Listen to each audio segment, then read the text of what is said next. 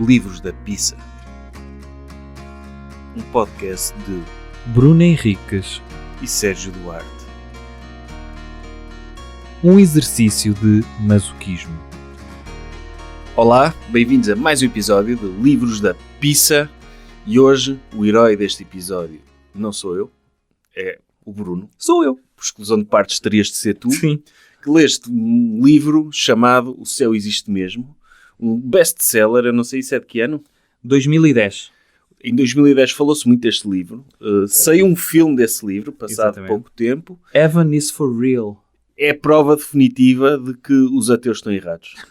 Sim. Acho que não há desculpas para alguém não acreditar Sim. que o céu existe depois desse livro ter saído, pois não? É verdade. Este livro, Sérgio, é um livro de 2010 e nós temos a tendência de falar de tendências no meio editorial. Já falámos da tendência de Auschwitz, não foi?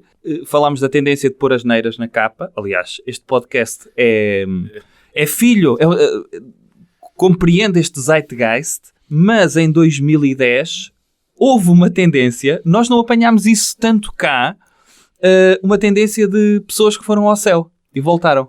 Eu acho que essa tendência vai ser reciclada eventualmente. Eu acho que sim, porque os eu tive a ler evangélicos sobre estão a isto. aumentar em Portugal, Exatamente.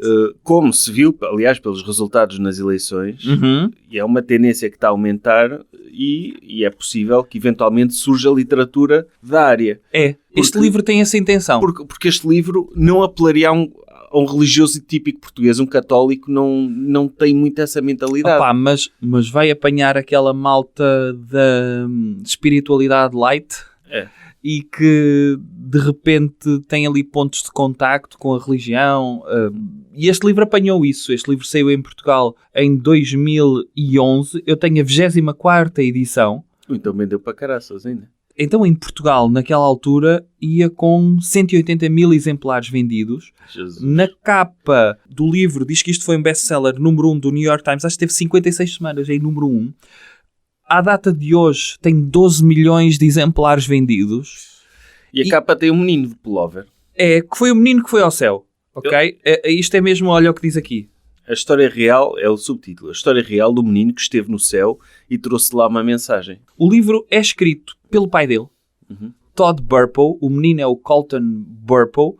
E é co-escrito por uma senhora profissional da escrita, uma senhora Lynn Vincent, que escreveu Ghostwriter da autobiografia da Sarah Palin. Uma coisa que se calhar nós não apanhamos tanto esse mercado cá, mas nos Estados Unidos há todo um mercado livre virado para evangélicos republicanos. Sim. Que vende muito. Vende muito. imenso. Eu vou-te falar depois de outro livro. Glenn Beck lança policiais, se Sim. for preciso, e insere-se tudo nessa categoria. E esses livros, às vezes, depois, quando têm muito sucesso lá fora, vêm parar ao mercado editorial português, mas são comercializados de outra forma. São. Por exemplo, o Jordan Peterson, esse livro é da Lua de Papel. O Jordan Peterson acabou por sair também na Lua de Papel. Foi. Como um livro puro de autoajuda, quando nos Estados Unidos ele é vendido quase como um clássico da psicologia, quando não é. Sim. Eu já li Não, mas esse aqui, livro da pizza, não é? pá, é um bocado como... Tudo o que tem sucesso lá fora tentam ver se tem sucesso cá. A Lua de Papel editou O Segredo, o do Jordan Peterson, este do menino que foi para o céu, e as 50 Sombras de Grey são da Lua de Papel, se não me engano. Pois, não faço ideia. E então, este livro, o pai, o Todd Burpo, o autor deste livro, é um pastor evangélico de uma igreja wesleyana, vamos dizer assim. Ele, como tu disseste bem, acabou por dar em filme, em 2014, um filme com o Greg Kinnear. Eu não vi, mas olha, vi que o filme está disponível no YouTube. Portanto, Quem é que faz de menino? não sei. É o Macaulay Culkin. Será?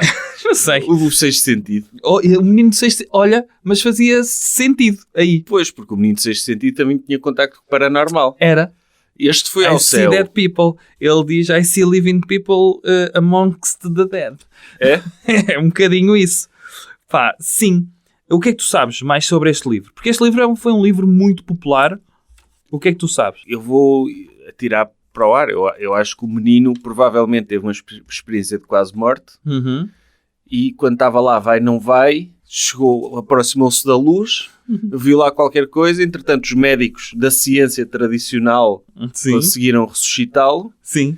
mas o que ele viu no céu, ele não esqueceu. Ok. É isso. Este menino é mais ou menos isso. Tirando a parte da luz. Não tem a parte da luz. Porque ele é muito mais... Este livro tem uma intenção. E eu vou-te dizer assim...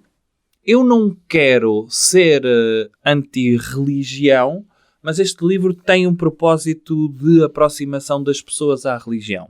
Uhum. No fundo, apelando àquelas pessoas alegadamente céticas ou àquelas que, numa altura em que se falava que havia uma crise na fé, de tentar reaproximá-las dessa fé.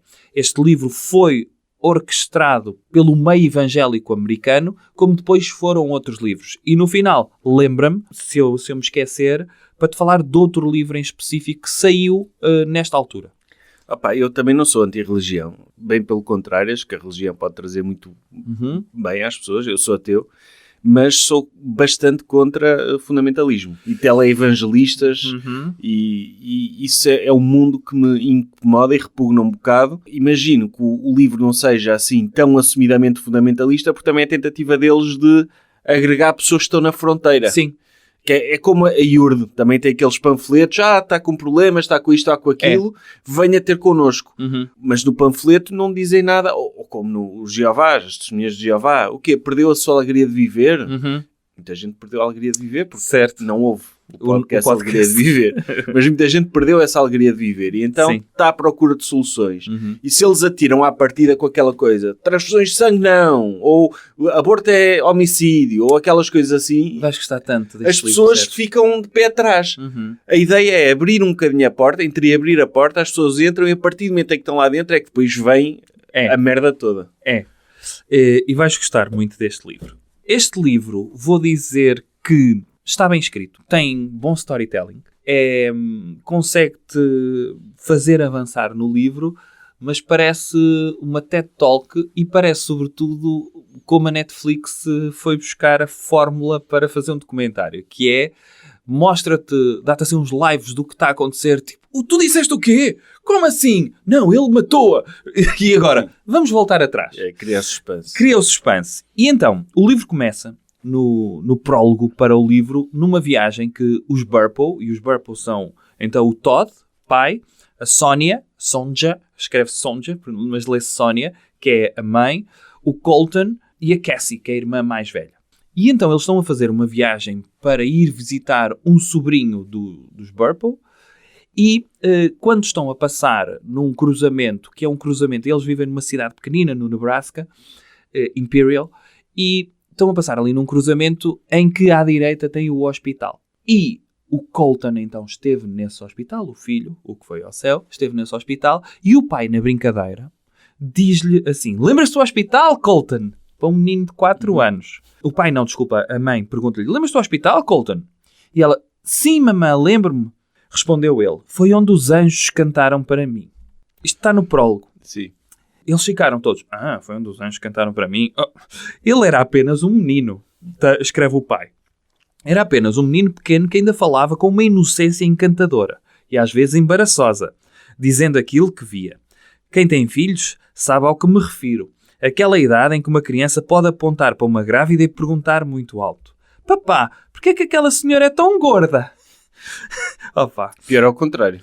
Perguntaram uma senhora mais gorda se está grávida. Sim. Colton estava naquela estreita faixa da vida em que ainda não aprendera o que era tato ou malícia. Mas disse que falou com anjinhos. Pois, mas isso é outra coisa, que é, eu vou assumir que ele disse exatamente isso nessas palavras. Estamos a falar do miúdo que provavelmente já tem horas e horas de sermões em cima. Como é óbvio. Portanto, é normal que, e ele vai no imaginário dele, que cria esse tipo de coisas. Por exemplo, os putos que veem muitos desenhos animados, criam uns amigos imaginários, isso à volta desse universo. O bem e o mal. O bem e o mal. Esse está sempre na missa, portanto, tem essas referências, não é? Mais as histórias que lhes são contadas em casa, sim. Que lhes contam muitas histórias ligadas à religião. Mas aqui isto vai ser mais específico. Ele diz então que o que é que os anjos lhe cantaram, e ele diz que cantaram Jesus Loves Me e Joshua Fought the Battle of Jericho. Já não concordo. Disse com um ar muito sério. Porque mas espera, ele diz, eu pedi-lhes para eles cantarem We Will Rock You. Mas eles não quiseram cantar essa. É porque é do demónio. É. Pois, aí já não concordo. Um gajo está a chegar ao céu e ainda tem que levar com o rock cristão. Chegas ao céu, levas com música fixe. Pois é isso. Música, ou pelo menos, ou que tu gostas, ou que seja música... Pá, nem... Não, é rock cristão. Só está lá rock cristão. Imagina o que é a eternidade de ser só rock cristão. Para já, à partida, se o céu fosse mesmo isso, à partida, nem eu, nem tu iríamos. Não. À partida, não... Aliás, não... porque estamos a fazer um episódio de um livro destes, a gozar com um livro que prova cientificamente a existência do céu. Sim. Mas se nós fôssemos para o céu, por acaso, se calhasse, ou por um erro administrativo, fôssemos parar ao céu, e de repente chegas lá e estás a ouvir a música de Padre Marcelo Rossi, tu dizes, isto é que é o céu? Pá, não quero. Isto é que é felicidade eterna? Mas não posso, então tem heavy metal. Sim, eu se em vida fugi ao Padre Marcelo Rossi, onde é que está o Jimi Hendrix, se faz favor? Levem-me onde está o... mas Jimi Hendrix está no inferno. Então levem-me lá, se faz favor. Pá, sim, o céu dos evangélicos é um inferno. Os evangélicos, então, aqui... Eu não vou levantar ainda o véu, porque cá à frente vai ter vários episódios, mas pronto. Então ele diz, papá, Jesus mandou os anjos cantarem para mim porque eu estava muito assustado. Eles fizeram-me sentir melhor. Portanto, há aqui um vislumbre, então, de que o menino falou com Jesus e teve os anjos a cantar para ele as músicas que ele ouvia na igreja do pai. Sim. Ok? O menino de 4 anos chega sozinho a um sítio e, pá, está aqui um anjo a cantar coro. E não tem nome. Não tem nome. Não tem medo disso. É isso, não tem medo. E então, isto é tudo no prólogo. E então ficamos logo a saber o porquê disto ter acontecido. O Colton, diz aqui, fora submetido a uma apendicectomia de urgência e depois a uma limpeza abdominal no hospital e mais tarde fora-lhe removida uma cicatriz queloide, mas já no consultório do Dr. O'Halloran. O que quer dizer que o menino, então, sabemos, esteve no hospital, teve uma apendicite que lhe rebentou o apêndice e tiveram de fazer uma limpeza abdominal e então foi nessa altura que ele foi ao céu. Isto está no prólogo. Sérgio, agora vou-te dizer isto. Metade do livro não sabemos nada do céu. É a jornada até chegar ao céu. Ei. Metade do livro. O livro tem 150 páginas e eu digo-te que à página 75 é que voltam a falar disto. Mas, a partir daqui contam a história como se nós não soubéssemos o que aconteceu. Mas a história que é do problema de saúde dele? De como chegaram lá. No fundo vão-te criar aqui um contexto da família e o contexto da família é a jornada do herói, que é, esta família estava na merda, ok? Esta família, apesar de ter um pastor, uma família super religiosa, teve aqui momentos de provação que lhes fizeram questionar a fé. Tipo o quê? Tipo o quê? O pai, em março de 2023, ele dizia assim: desde agosto anterior, a nossa família percorrera um caminho duro.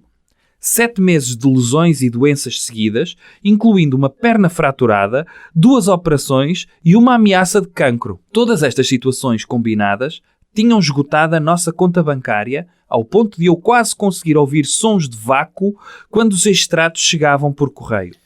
Olha, está aí uma defesa do socialismo.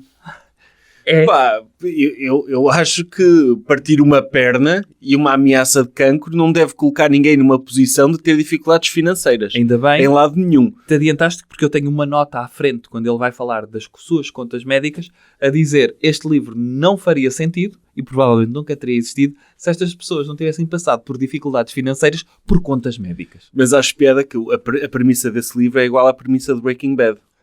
Simplesmente são caminhos diferentes. Quer dizer, mas eu diria... Eu era um simples pastor evangélico. E passei a ser um pastor evangélico com um best-seller a ganhar milhões. É exatamente. O Walter White começou a vender droga para as pessoas voarem, não é? E ele ganhar dinheiro. Este explorou o filho. Este explorou o filho que voou até ao céu. Ok. Ele dizia, o meu pequeno salário de pastor não fora afetado. Mas a nossa base financeira era o negócio de portas de garagem elevatórias que tínhamos. Os problemas médicos tinham-no prejudicado bastante. Pois, porque as pessoas viam, porra, o meu pastor está cheio de problemas de saúde, não vou a esta igreja. Exatamente. Porque, quer dizer, se ele não se ajuda a ele próprio, como é que ele me vai ajudar a mim? Opa, é isso. E então... Mas era isso que eu estava a afetar? Não, ele estava naquela de... Caramba, o gajo é pastor. Ele é professor de luta livre no liceu para crianças que que tem dificuldades. Red flag. Sim, joga softball com mulher também. Sim, mas isso não é profissão. Não é profissão, é hobby. É hobby. E vende portas, então, elevatórias de garagem. Eu quando falaste em portas elevatórias de garagem, pensei que ele dissesse a nossa igreja era numa garagem com porta elevatória. O gajo tem um negócio. O gajo tem um negócio disso. O gajo tem um negócio disso. Ok, então pastor é uma cena de tempos livres. Okay. Eles, para fugir um bocadinho à rotina, os gajos levam a família a visitar uma espécie de jardim zoológico. E então eles estão a visitar a zona das aranhas, e que são bichos repelentes, e está lá um senhor que está a dar autocolantes de coragem, que é se as pessoas tiverem coragem de pegar na tarântula mais peluda, que mete tipo no ombro ou no braço, e então tira-se uma foto com a tarântula e ele dá um sticker de coragem. E a Cassie, a irmã mais velha do Colton, tem essa coragem, mas o Colton não tem essa coragem. Fica lixado de não lhe darem o autocolante por ele não pegar na tarântula. Ele queria receber o autocolante sem pegar na tarântula? Estas gerações. Querem prémios de participação. Por isso é que depois não aguentam uma apendicite. Exato. Não aguentam nada. Mas a criança já se anda a queixar de dores abdominais e que anda ali com umas dorzitas. Depois, o pai, acontece-lhe tudo. Partiu uma perna no softball. A seguir, teve uma ameaça de cancro da mama. O pai. Okay. E então ele diz assim, cancro da mama? Um homem com uma perna partida. Pedras nos rins. Também apanhou pedras nos rins. E vá lá, a sério. Cancro da mama. Portanto, aconteceu-lhe tudo. Todas as desgraças estavam aí a acontecer. É triste. Mas pedras nos rins e partir uma perna não é tão grave. É coisas que... Acontece. E atenção. Ele devia hidratar-se mais, por exemplo. Não há cancro da mama. Foi só uma ameaça. Foi uma ameaça. Ele fez uma biópsia, depois fez uma mastectomia para retirar os nódulos. Mas não era maligno. Eles estão então no tal pavilhão das borboletas, onde estão a ver as tarântulas, e ele diz isso. Durante todo o dia no pavilhão das borboletas, parecera normal, perfeitamente feliz, à exceção da tensão de pegar em Rosie. Rosie era a tal tarântula grande, ou uma aranha grande. A tensão de pegar em Rosie para ganhar o autocolante. Cassie também tinha pegado em Rosie. Seria possível que as tarântulas golias causassem vómitos? Porquê? Eles depois de irem então a este pavilhão, ele começou com vómitos constantes, começou a vomitar tudo o Colton. O garoto. E então eles acharam que, será que foi de ter pegado em tarântula, ou ter estado perto de bichos exóticos? Porque a Cassie, passado pouco tempo, também começou com alguns vómitos. E eles até pensaram, será uma gastroenterite? Só que aquilo começou a ser constante. E depois ele disse assim, claro que não. Idiota, disse a mim próprio, pondo a ideia de lado. O livro é pequeno. E eu digo-te que ainda poderia ser mais pequeno. Porque temos páginas e páginas de Colton a vomitar e eles a pensarem que é gastroenterite, quando já sabemos no prólogo que não é. Esse livro, isso é a versão livro daquelas pessoas que passam muito tempo a falar de problemas de saúde. Não, sobretudo, lembras-te daquela cena do Michael Scott, quando ele se despede? O Michael Scott do The Office despede-se frente ao David Wallace e no episódio seguinte ele tem finalmente uma história que as pessoas querem ouvir. E a história é como é que ele se despediu, o que é que ele disse na cara. Só que o que é que ele diz? Eu cheguei a Nova Iorque e entrei na porta giratória e as pessoas, e então subiste ao gabinete para te despedir? Não era esse prédio. Calma. E eu fiquei desorientado. E depois entrei no prédio seguinte. E portanto, este livro é um bocadinho isso que é. Nós queremos saber então a parte do céu, mas primeiro vou fazer aqui um crescendo para ir dar a uma coisa que nós já sabemos que está na capa. A história real do menino que esteve no céu e trouxe de lá uma mensagem. Mas sobretudo problemas de saúde, que é, por exemplo, imagina, alguém está com uma doença qualquer. Chega esta informação. Ok, estás com gripe. Só que a pessoa tem de contar como passou a noite anterior, as vezes que ligou para a Saúde 24, as dores que sentia, aquilo que pensou que poderia ser e afinal não era, aquilo que comeu. Entretanto, já estamos chateados. É um género, é o tipo de conversa clássico de transportes públicos. Mas agora, é chato. E esta é a parte de mastigar o livro, de tentar dizer, este livro tem de ter 150 páginas. É um mínimo, ok? Com caralho, tenho 30. O que é que eu faço? 30 não dá, 30 dá uma TED Talk. TED Talk não quero. Mas ainda por cima, correu-lhe mal uma coisa. Quer dizer, não correu mal porque vendeu na mesma. Mas uma apendicite, não é um problema de saúde tão grave. Pá, pode ser grave. Pode ser. Se te rebentar e não tratar, não é? Sim, mas o ideal... Eu quando ouvi falar do livro, eu achava que era ou um cancro, ou um acidente de aviação. Não. Mas uma apendicite é um bocado underwhelming. É. Eles então, passado este tempo todo, opá, o puto não para de vomitar. São noites e noites a vomitar e então eles vão para o hospital. Noites e noites? Sim, foi... Eles tiveram ali... Adiante já, tiveram 5 dias. Pois. 5 dias, atenção. Os 5 dias não foi ele a vomitar em casa, foi 5 dias desde que ele começou com sintomas, porque o apêndice rebentou-lhe e começou a espalhar-se pelo corpo, até diagnosticar. Eles vão para um hospital, levam-no a um hospital, eles lembram-se, o Todd Burpo lembra-se que tem antecedentes de apendicite na família, e então depois de alguns exames ele pergunta ao médico, tem certeza que não é apendicite? Há antecedentes familiares. E ele disse novamente que não. O médico reconfirma que não é e diz-lhe assim, não é o que as análises ao sangue indicam. Então o que é? Não tenho a certeza. E acaba o capítulo.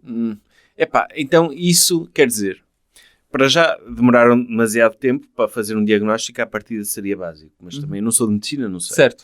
Mas se calhar essa incompetência dos médicos é fazer parte do plano de Jesus para salvar aquela família, colocando o miúdo numa situação de quase morte. É. Porque se dissessem logo, uma apendicite, vamos operar, tal. Está feito. Ele nem sequer falava com os anjos. Sim. Não houve sequer hipótese. Se calhar um sistema de saúde demasiado eficiente coloca esse tipo de problemas, porque salva demasiadas pessoas antes de terem essas epifanias. É. E por isso é que há muitos ateus. Porque tem de nos deixar ir até ao limite para nós estarmos lá, há uma luz aqui, e depois voltarmos novos seres humanos iluminados quando acordamos. É mas isso não. mesmo. E o que falhou aqui é ver que o capítulo acaba assim, o médico a dizer, não tenho a certeza.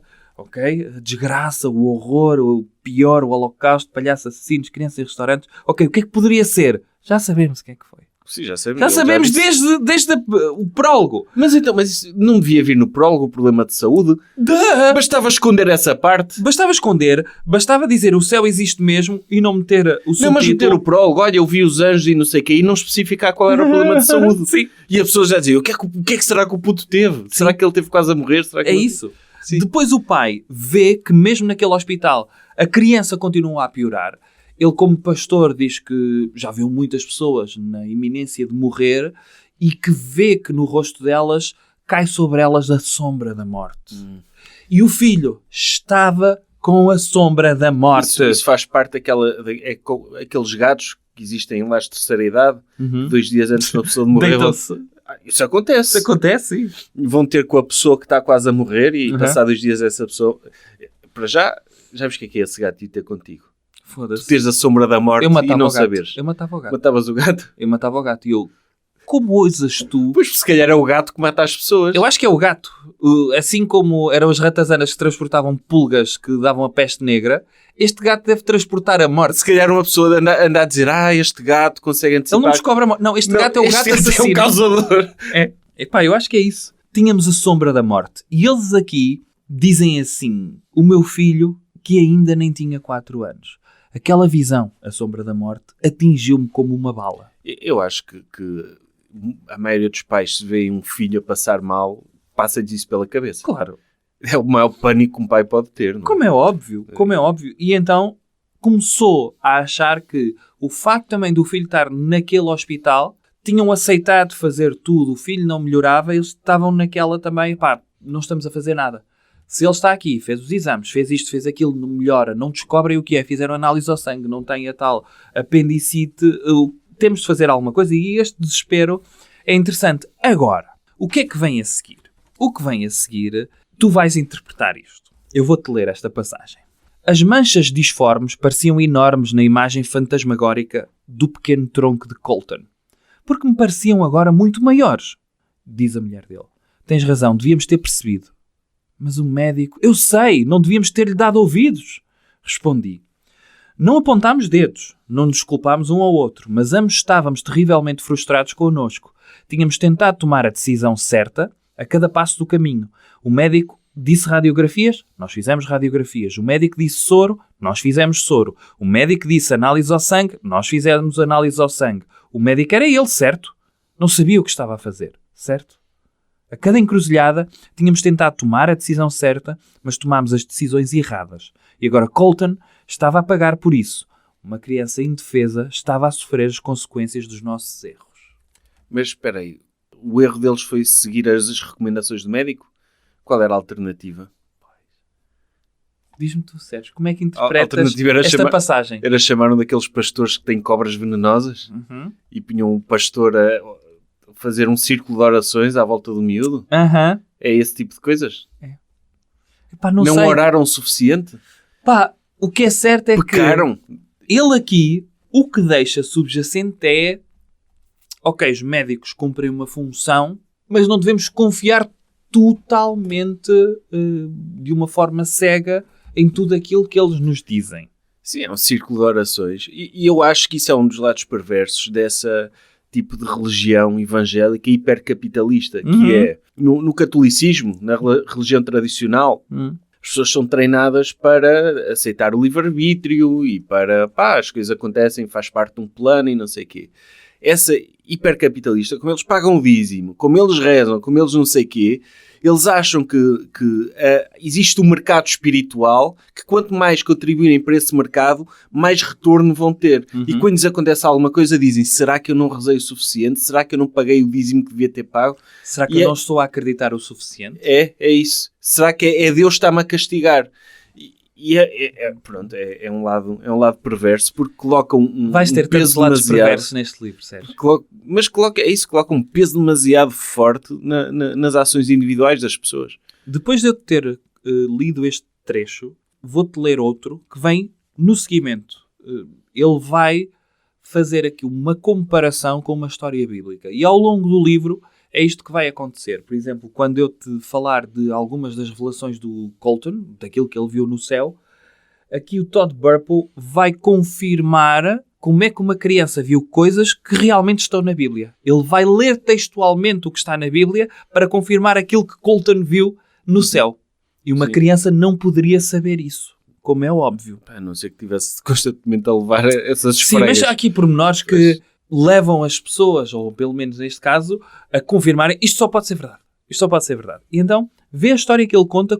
Lembras-te da história que eu te contei antes sobre a questão dos médicos? Ele conta isto a seguir. Há uma história na Bíblia sobre o rei David de Israel.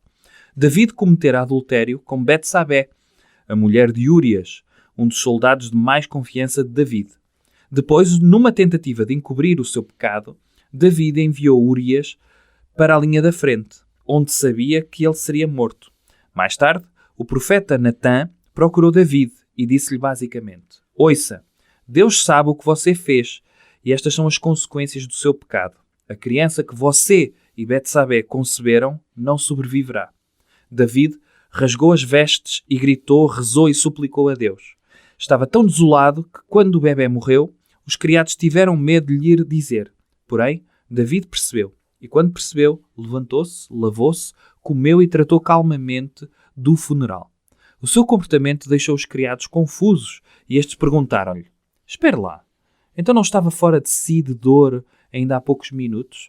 Não estava a chorar e a suplicar a Deus? Agora está tão calmo? O que se passa? David explicou. Tinha esperança que Deus mudasse de ideias, mas ele não mudou.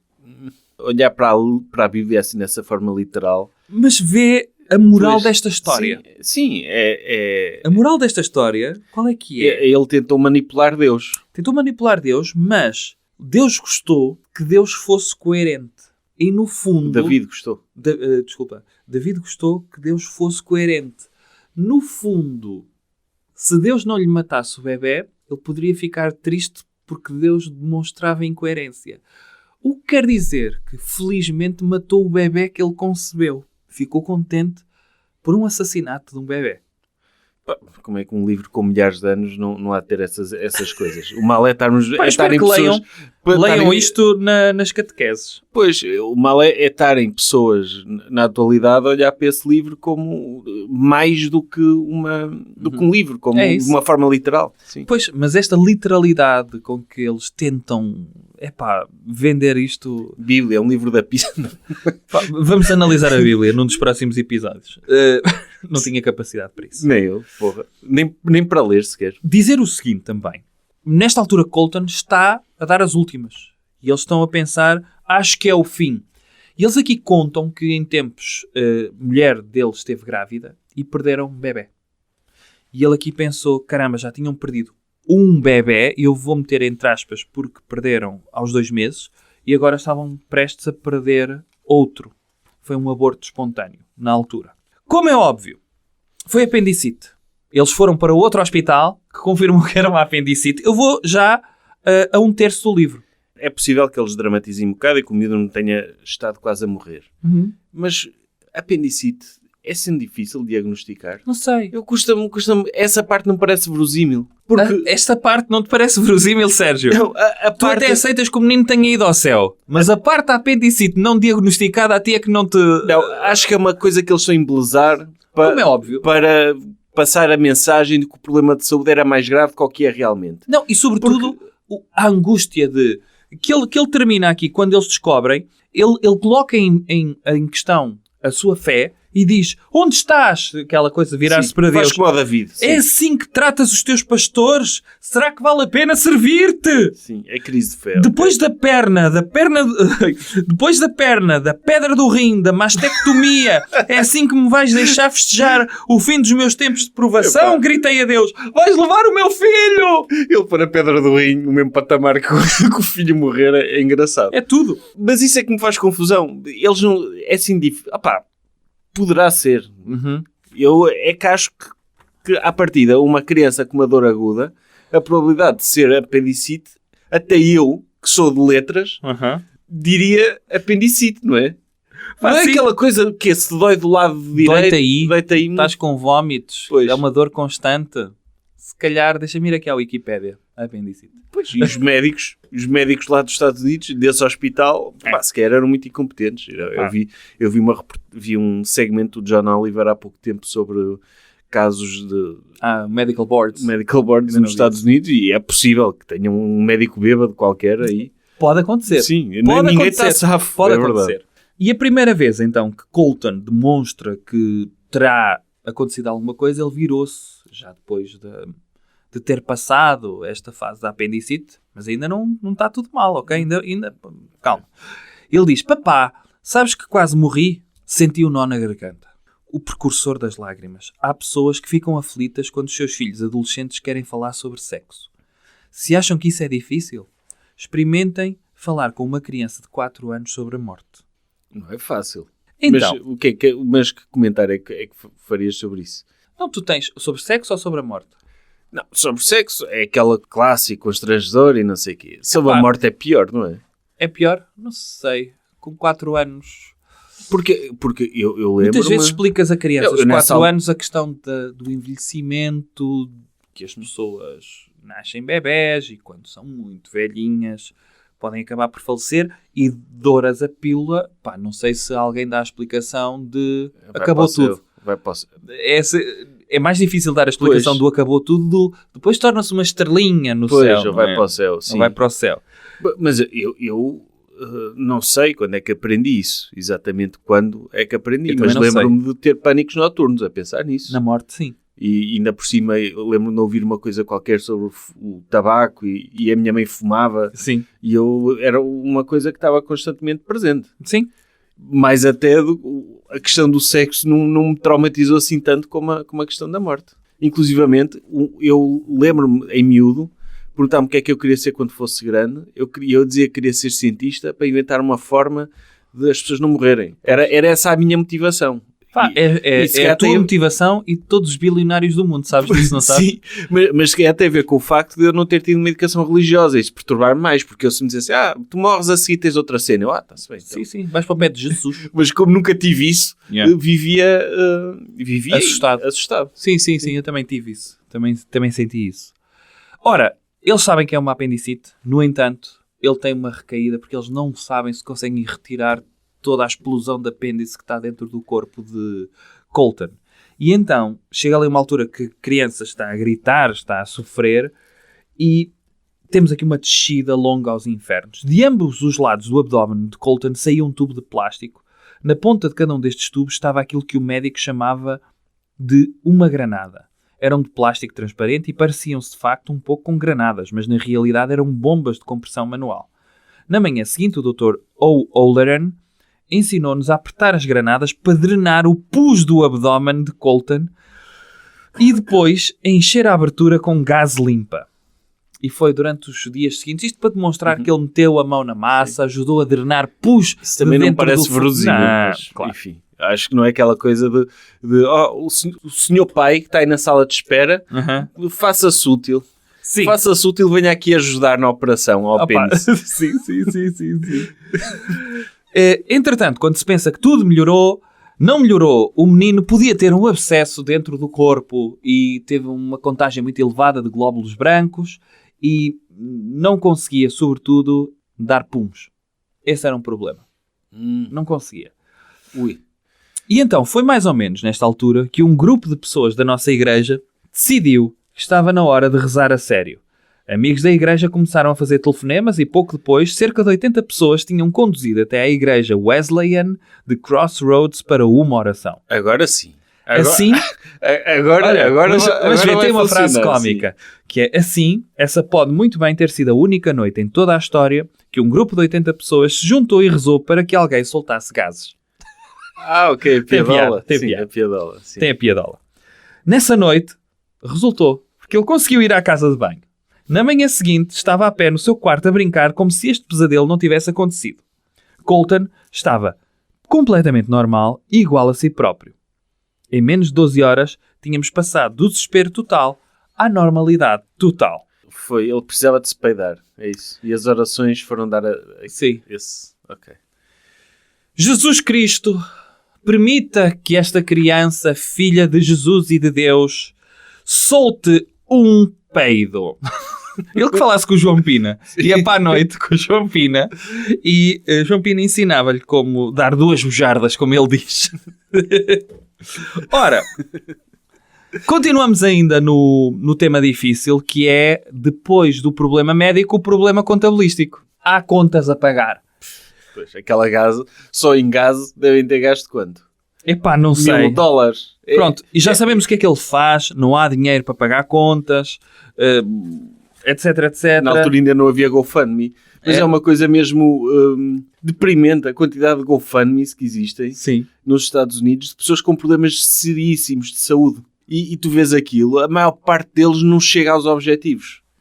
É tão triste isso. Não, é muito triste porque tu tens de sentir empatia por aquela pessoa, não pela pessoa, mas pela história que a pessoa está a contar. Pois e quanto mais triste for a história, como fazem muitas vezes na televisão, aquelas coisas, esta pessoa nasceu... Senhor doente terminal, faça-me o seu pitch. Esta pessoa nasceu com a boca no peito. Pá, e é uma história muito triste.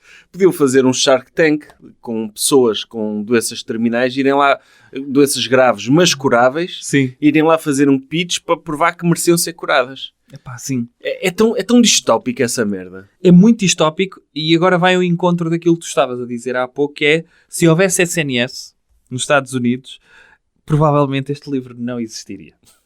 Porque eles devem então, só em contas correntes, $23 mil que estão a acumular. O dinheiro dele é pago com o dízimo dos seus fiéis. E neste preciso momento, Colton apareceu vindo da sala e surpreendeu-nos com uma estranha declaração que ainda hoje consigo ouvir. Espera aí, posso adivinhar? Sim. Mamã, papá, tenho um best-seller. Sim. Ele vai ser mais específico. Papá, Jesus usou o Dr. O'Halloran para ajudar a pôr-me bom. Disse, de pé junto ao balcão com as mãos nas ancas. Tens de lhe pagar. Paga o que deves, ó boi! Jesus usou o médico e, portanto, o médico foi um instrumento de Jesus, agora paga-lhe. Pá, o miúdo, o meu maior desgosto é ter um pai que é um teso, que não paga o que deve. E eu estou aqui por causa do... Quer dizer, mas esse médico foi o que falhou no diagnóstico. Não. Este foi o que acertou. Este foi o que acertou. Porque isto já era no segundo hospital. Pronto, Jesus ajudou esse médico. O outro médico, Jesus disse, não, este não vou ajudar. Este agora não vou ajudar porque não merece o dinheiro que estes vão pagar para salvar a criança. É isso. Ora, eles estavam então atolhados em dívidas e pensaram em pedir um empréstimo, mas acabou por não ser preciso. A minha avó, Ellen, que vive em Ulysses, Kansas, enviou-nos um cheque para ajudar a pagar as contas do hospital. Depois, numa só semana, começaram a chegar mais cheques pelo correio. Cheques de 50, 100, $200, todos com cartões e bilhetes que diziam coisas como: ouvimos falar dos vossos problemas e estamos a rezar por vós. Ou Deus entrou no meu coração para eu vos mandar isto. Espero que ajude. Pois, é o crowdfunding, é não é? do crowdfunding, sim. Exatamente. Ora, pouco depois, Colton teve um pequeno problema. Ele já estava recuperado, mas ele teve um pequeno problema. Nada muito grave. Apenas um incidente em casa de um amigo, onde se envolveu numa escaramuça por causa de uns brinquedos. Ele chamou: Colton, sabes porque estás em sarilhos? E ele diz: sei, porque não partilhei. Disse ele baixando os olhos para a mesa. Isso mesmo. Não podes fazer isso, Colton. Tens de tratar melhor as pessoas. Colton ergueu os olhos e fitou-me. Sim, eu sei, papá. Jesus disse-me que tinha de me portar bem. As suas palavras apanharam-me um pouco desprevenido. Foi a forma como disse. Jesus disse-me. Mas não pensei mais no assunto. Os catequistas estão a fazer um bom trabalho, decidi. 2 semanas depois, comecei a preparar-me para presidir a um funeral. O homem que morrera não era membro da nossa congregação. Vou querer um comentário a esta parte. Mas, na nossa cidade, mesmo as pessoas que não frequentam regularmente a igreja querem muitas vezes um funeral religioso para um ente querido. Por vezes, o falecido é amigo ou familiar de um membro da igreja. Colton deve ter ouvido Sónia e eu a discutirmos a cerimónia, porque uma manhã entrou na sala e puxou-me a manga. Papá, o que é um funeral? Eu já presidira vários funerais na igreja desde que Colton nascera. Mas ele estava naquela idade em que começava a mostrar-se mais interessado no como e no porquê das coisas. Bem, filho, um funeral acontece quando alguém morre. Um senhor da cidade morreu e a família veio à igreja para se despedir dele. O comportamento de Colton mudou instantaneamente. O seu rosto ficou sério e olhou com intensidade para os meus olhos. Esse senhor tinha Jesus no coração? O meu filho estava a perguntar-me se o homem que morrer era um cristão que aceitara Deus como Salvador. Mas a sua intensidade apanhou-me desprevenido. Não tenho a certeza, Colton. Não o conhecia muito bem. O rosto de Colton franziu-se numa expressão terrível de preocupação. Ele tinha de ter Jesus no coração. Tinha de conhecer Jesus, senão não vai para o céu. O que é que isto significa, Sérgio? Não, significa, antes de mais, que a educação desses fundamentalistas religiosos coloca pânico na cabeça das crianças desnecessário. Que é... cria-lhes uma imagem na cabeça de que elas vão para o inferno e que vão ter uma eternidade de tortura, quando deviam estar focadas a aprender o que é correto, que é serem bons cidadãos, boas pessoas, etc. E depois, pronto, é isso, é esse lado perverso, que é uma pessoa, até pode ser excelente pessoa, até pode não magoar o próximo, não fazer mal ao próximo, pode pagar o que deve, se formos por aí, que poderá ir para o inferno se não aceitou aquela versão literal da Bíblia que eles querem que uma pessoa aceite, não é? Que é isso que eles dizem, aceitar Jesus no coração, que é, imaginam, um muçulmano, um judeu, nunca irá para o céu. Sim. Ou seja, isto é supremacia religiosa. Como é óbvio, superioridade. É. Superioridade de uma religião sobre as demais. Sim. Aqui, então, já parece que o ateus, livro... que eles não têm hipótese. Claro, mas sabes, olha uma teoria, que é, às tantas, quem salvou a criança não foi Jesus. Se calhar foi o Satanás. Para reforçar a ideologia extremista dos evangélicos e antecipar o apocalipse.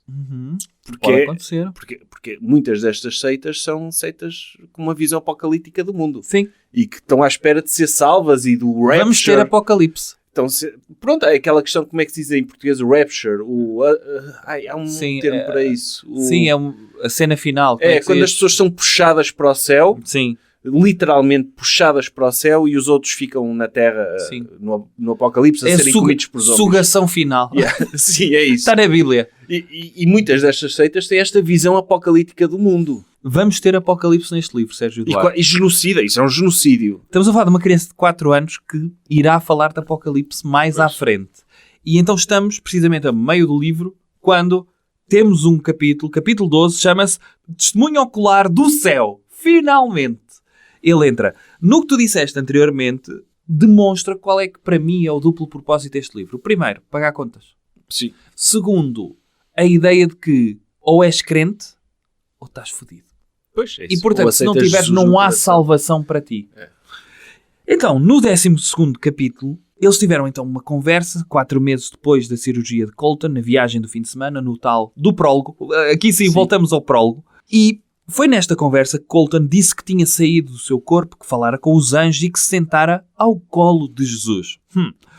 Sabíamos que ele não estava a inventar, porque nos disse o que estávamos a fazer noutra parte do hospital. Portanto, ele estava ao colo de Jesus a ver o que é que estava a passar no hospital. Tu estavas numa salinha, sozinho, a rezar, e a mamã noutra sala, a rezar e a falar ao telefone. Ela é multitasking, ok? Ela reza e fala ao telefone. E então vai começar a descrição da subida aos céus. Porque até aqui o livro parece a descida aos infernos, para agora ser a ascensão ao reino dos céus. Colton fora criado e ensinado sobre a nossa fé desde que nascera. No entanto, se ele vira realmente Jesus e os anjos, eu queria ser o aluno, não o professor. No fundo não quero ser o aluno, quero apenas confirmar aquilo que eu já sei. Ou aquilo que eu escrevi. E ele diz assim: sabias que Jesus tem um primo? Jesus contou-me que foi o primo que o batizou. E ele diz: sim, é verdade. A Bíblia diz que o nome do primo era João. Mentalmente repreendi-me a mim próprio. Não lhes des informação, não lhe des informação. Deixa-o simplesmente falar. Tipo como se faz nas confissões, nos interrogatórios policiais. Exatamente. Não podes induzir respostas. Não me lembro do nome dele, disse Colton alegremente. Mas é muito simpático. João Batista é simpático. Enquanto eu processava as implicações da afirmação do meu filho, que conhecera João Batista, Colton viu um cavalo de plástico entre os seus brinquedos e mostrou-me. Papá, sabias que Jesus tinha um cavalo? Ele, um cavalo? Sim, um cavalo arco-íris. Fiz-lhe festinhas. Havia muitas cores, muitas cores. Muitas cores? O que é que ele estava a falar? Onde é que havia muitas cores, Colton? No céu, papá. É onde estão as cores todas do arco-íris. Isto deixou-me a cabeça a andar à roda. E deixa-me dizer-te que esta é a expressão mais repetida no livro. A cabeça a andar à roda? Qualquer informação que o garoto lhe dê, ele fica com a cabeça a andar à roda. E ele então, de súbito, percebi que até esse momento eu andava a brincar com a ideia de que talvez Colton tivesse tido algum tipo de visita divina. Talvez Jesus e os anjos lhe tivessem aparecido no hospital. Já ouvira falar muitas vezes de fenómenos destes, quando as pessoas estavam tão perto da morte como Colton estivera. O que é que ele está a dizer? O filho dele é mais especial do que os outros. Ele foi ao céu. Sim, os filhos dos outros, não, Jesus não lhes dá a honra de os receber um bocadinho até decidir, olha, afinal vou salvar este, que se lixe. Pois é, pá. E sobretudo um filho de um pastor. E Jesus, imagino que Jesus e São João Batista tenham uma agenda ocupada.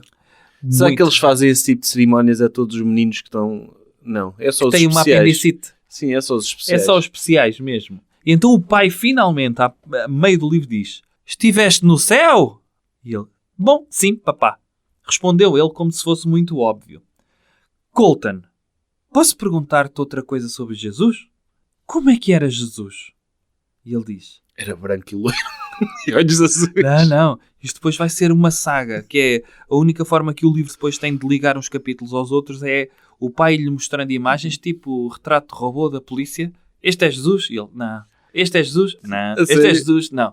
Até que, no final do livro, eles vão ver uma imagem de Jesus. Ok, mas tinha piada. Ele, como é que é Jesus? Ele, a cor-de-rosa tem um olho.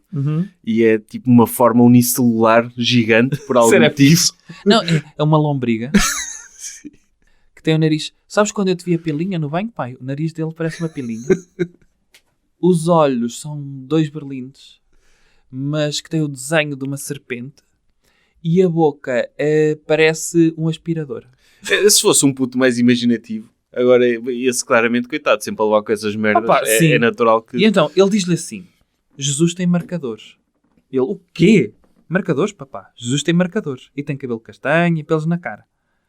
Ou seja, ele sabe muitas coisas, mas não sabe dizer a palavra barba. Tem barba. Barba. Pelos na cara.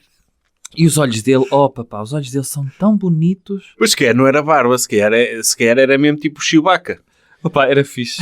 Ele ter tipo pelo, ser tipo australopiteco. Sim. Isso era giro também.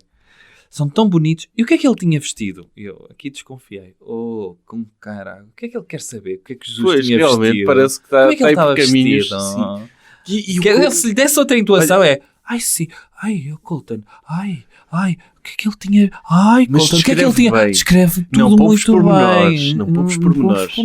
Ai, o que é que ele tinha? Papá, porquê é que estás com a mão no bolso? Cala-te, Colton. Mas descreve bem. Descreve tudo E o muito cheiro? bem. Ai, cheirava a que, Colton? Ai, cheirava a caril. Ai, caril. Ai, via-se os mamilos. Como é que eram os mamilos? As aurelas. As aurelas de Jesus são... Qual é o formato? Olha, Mas descreve bem, Colton, por favor. vamos isolar esta frase assim. Ele faz a pergunta. O que é que ele tinha... Faz-me a pergunta. O que é que ele tinha vestido? O que é que ele tinha vestido, Colton? Tinha uma coisa roxa. Jesus, andava de roxo. Tinha uma coisa roxa. Era uma berinjela. Não, ele tinha uma coisa roxa. Ele diz isso. Tinha uma coisa roxa. Quando disse, levou a mão ao ombro esquerdo, depois desceu até à anca direita. Estava vestido de branco, mas tinha uma coisa roxa daqui até aqui. Outra palavra que ele não conhecia para além de barba. faixa. Uma faixa. Jesus era o único no céu que tinha uma coisa roxa, papá. Sabias? Nas escrituras, lá está. Explicação bíblica. Roxa é a cor dos reis. E tinha uma coisa dourada na cabeça. Uma coroa. Uma coroa. Como uma coroa, sim, uma coroa. E uma espécie sério? de diamante no meio e era um bocadinho cor-de-rosa. E ele tem marcadores, papá. Eu tinha a cabeça a andar à roda. Epá, mas Jesus tinha coroa? Isso não é um bocado bling-bling para... Muito bling. Não... É para justificar a cena. Só consegues perceber que Jesus é o rei. Nem no céu acreditam que ele é Jesus. Não, Ele precisa ter uma coroa. Um distintivo, sim. É. Um uniforme especial de Epá, rei. já vivemos na era das empresas, bastava ter uma plaquinha com o nome. Sim. Um daqueles porta-chaves. Sim, daqueles... Um fita. uma fita. A dizer, Jesus, King of Kings. Não era? Podia ser assim. Epá, eu acho isto extraordinário. Colton, disseste que Jesus tinha marcadores como os que usas para pintar? Colton acenou. Sim, como cores, ele tinha cores. Como quando pintas um desenho? Sim. De que cor eram os marcadores de Jesus? Vermelhos, papá. Jesus tem marcadores vermelhos. O que é os marcadores vermelhos, Sérgio? Deve ser para a lista vermelha. Ai não, as chagas de Cristo. Yeah. Espera aí, marcadores, não estou a perceber. Ele ainda tinha os buracos. Ainda tinha os buracos? Ainda tinha buracos. Não lhe arranjaram isso? Não lhe arranjaram isso.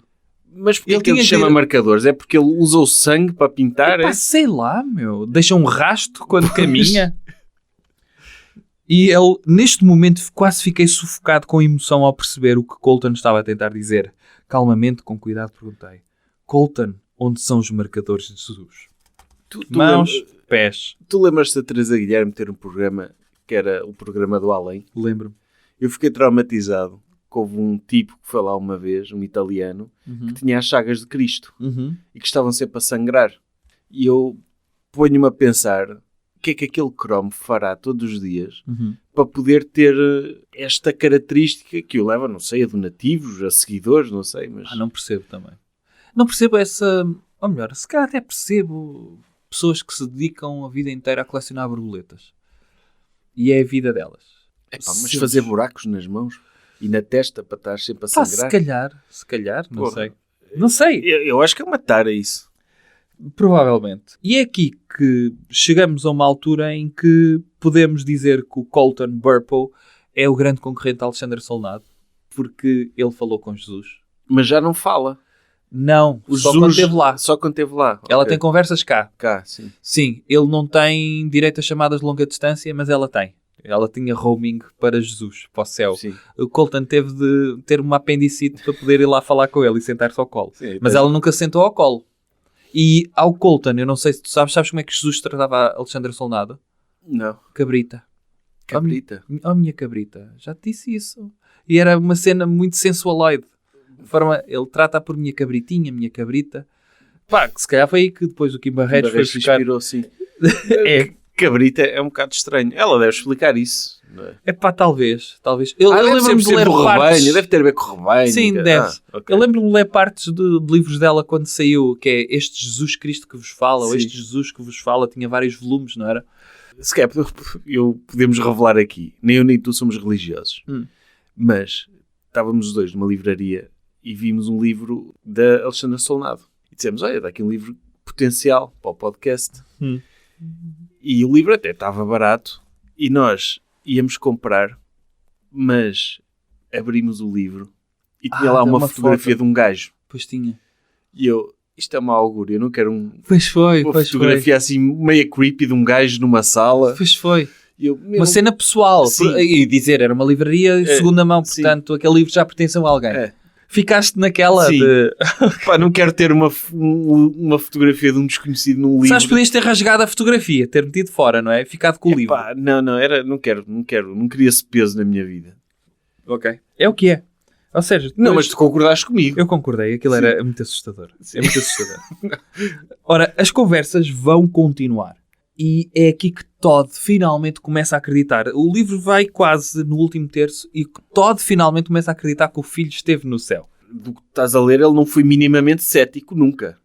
Não, ele teve sempre aquela abertura. É tipo, imagina, um filho vira-se para ti, olha pai, sabes que eu tenho um amigo que é um tigre? Sim. Chama-se Hobbes e anda sempre comigo, é o meu boneco de peluche. Ele ganha vida quando tu viras as costas. Sim. E o pai diz, a sério? Diz-me, conta-me mais isso. Sim, este gajo vai ser um enabler disto, pois. Como é óbvio. Aliás, nota-se, há um livro que tem 12 milhões de exemplares vendidos. É empreendedor. Ver e um deles comprei-o eu. Está bem? Ok, só para que as pessoas saibam. E então, lembras-te quando me contaste como era Jesus e falaste do cavalo? Estavas no céu? E ele disse, sim. Então o que fizeste no céu? Trabalhos de casa. Trabalhos de casa? Não era o que eu estava à espera. Ensaios do coro, talvez, mas trabalhos de casa. Ou seja, ele estava à espera que do céu ele também fizesse ensaios do coro. O que queres dizer? Colton sorriu. Jesus era o meu professor. Como na escola? Colton acenou. Jesus deu-me trabalho para fazer. E essa foi a minha parte preferida no céu. De certeza que não era ciências. Havia muitos meninos, papá. Lá está. Os meninos que Deus, se calhar, matou porque os pais foram adúlteros. Portanto, como em David e Betsabé.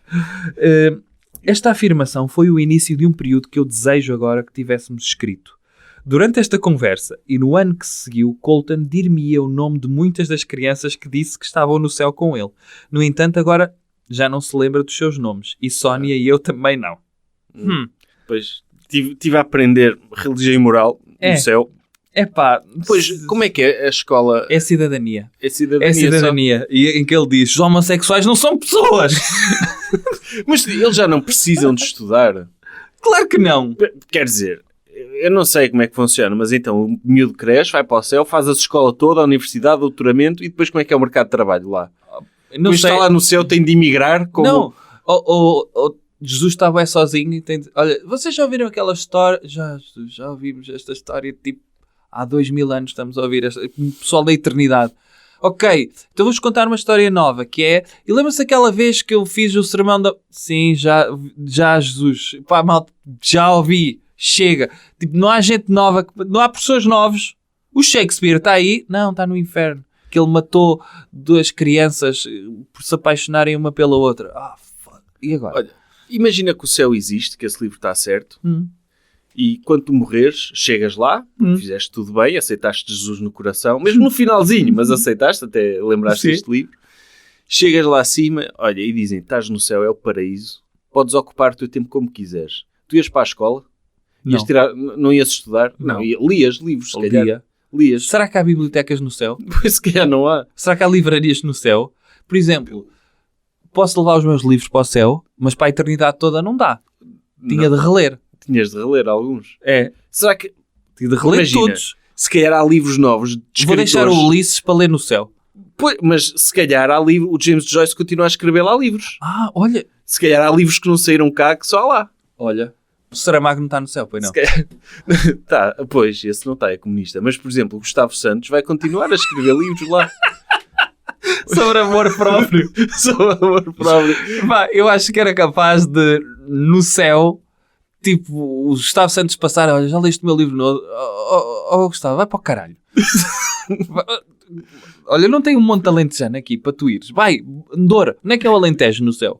Andorra. Vai para o teu monte alentejano. Pois, por ser uma coisa, eu não sei como é que ocupava o meu tempo lá. Mas, por exemplo, eu vejo pessoas cá que dizem se eu ganhasse Euromilhões e voltava à universidade, tirava outra coisa, custasse menos. Não. Se calhar podia ir para o céu estudar economia. Ou estudar programação. Programação em CNC, fazer peças de metal. O meu plano para a eternidade é tirar todas as engenharias. Ser engenheiro. Tu tiraste todos os cursos. Não, eu é fazer o liceu várias vezes até ter média para entrar em medicina. Foda-se, que tortura, meu. Mas a malta que vai para a medicina no céu não tem trabalho. Pois. A malta constipa-se no céu. E mesmo engenharia eletrotécnica... Há vacinação obrigatória no céu. Pois, não deve haver. Mas mesmo engenharia eletrotécnica, não precisas aquilo, não é... Pois. Está sempre de dia. Posso já garantir que está sempre de dia lá. Segundo ele, está sempre de dia. Está sempre de dia porque Deus é luz. Mas isso baralha os circuitos de uma pessoa. Olha, diz isso a quem vive perto do polo do Ártico. Então não do Círculo Polar Ártico. Não se dorme no céu, então, se calhar. Não precisas. Tiras o curso mais rápido. Imagina, se não descansares, olha, se não dormires uma semana, podes morrer. Não podes, já morreste. Pois. Não é? No céu não se bebe água. Mas sim, dormir no céu bebes fixe. água, não bebes. Não precisas. Não precisas. As pessoas não conseguem viver sem água. Conseguem. No céu.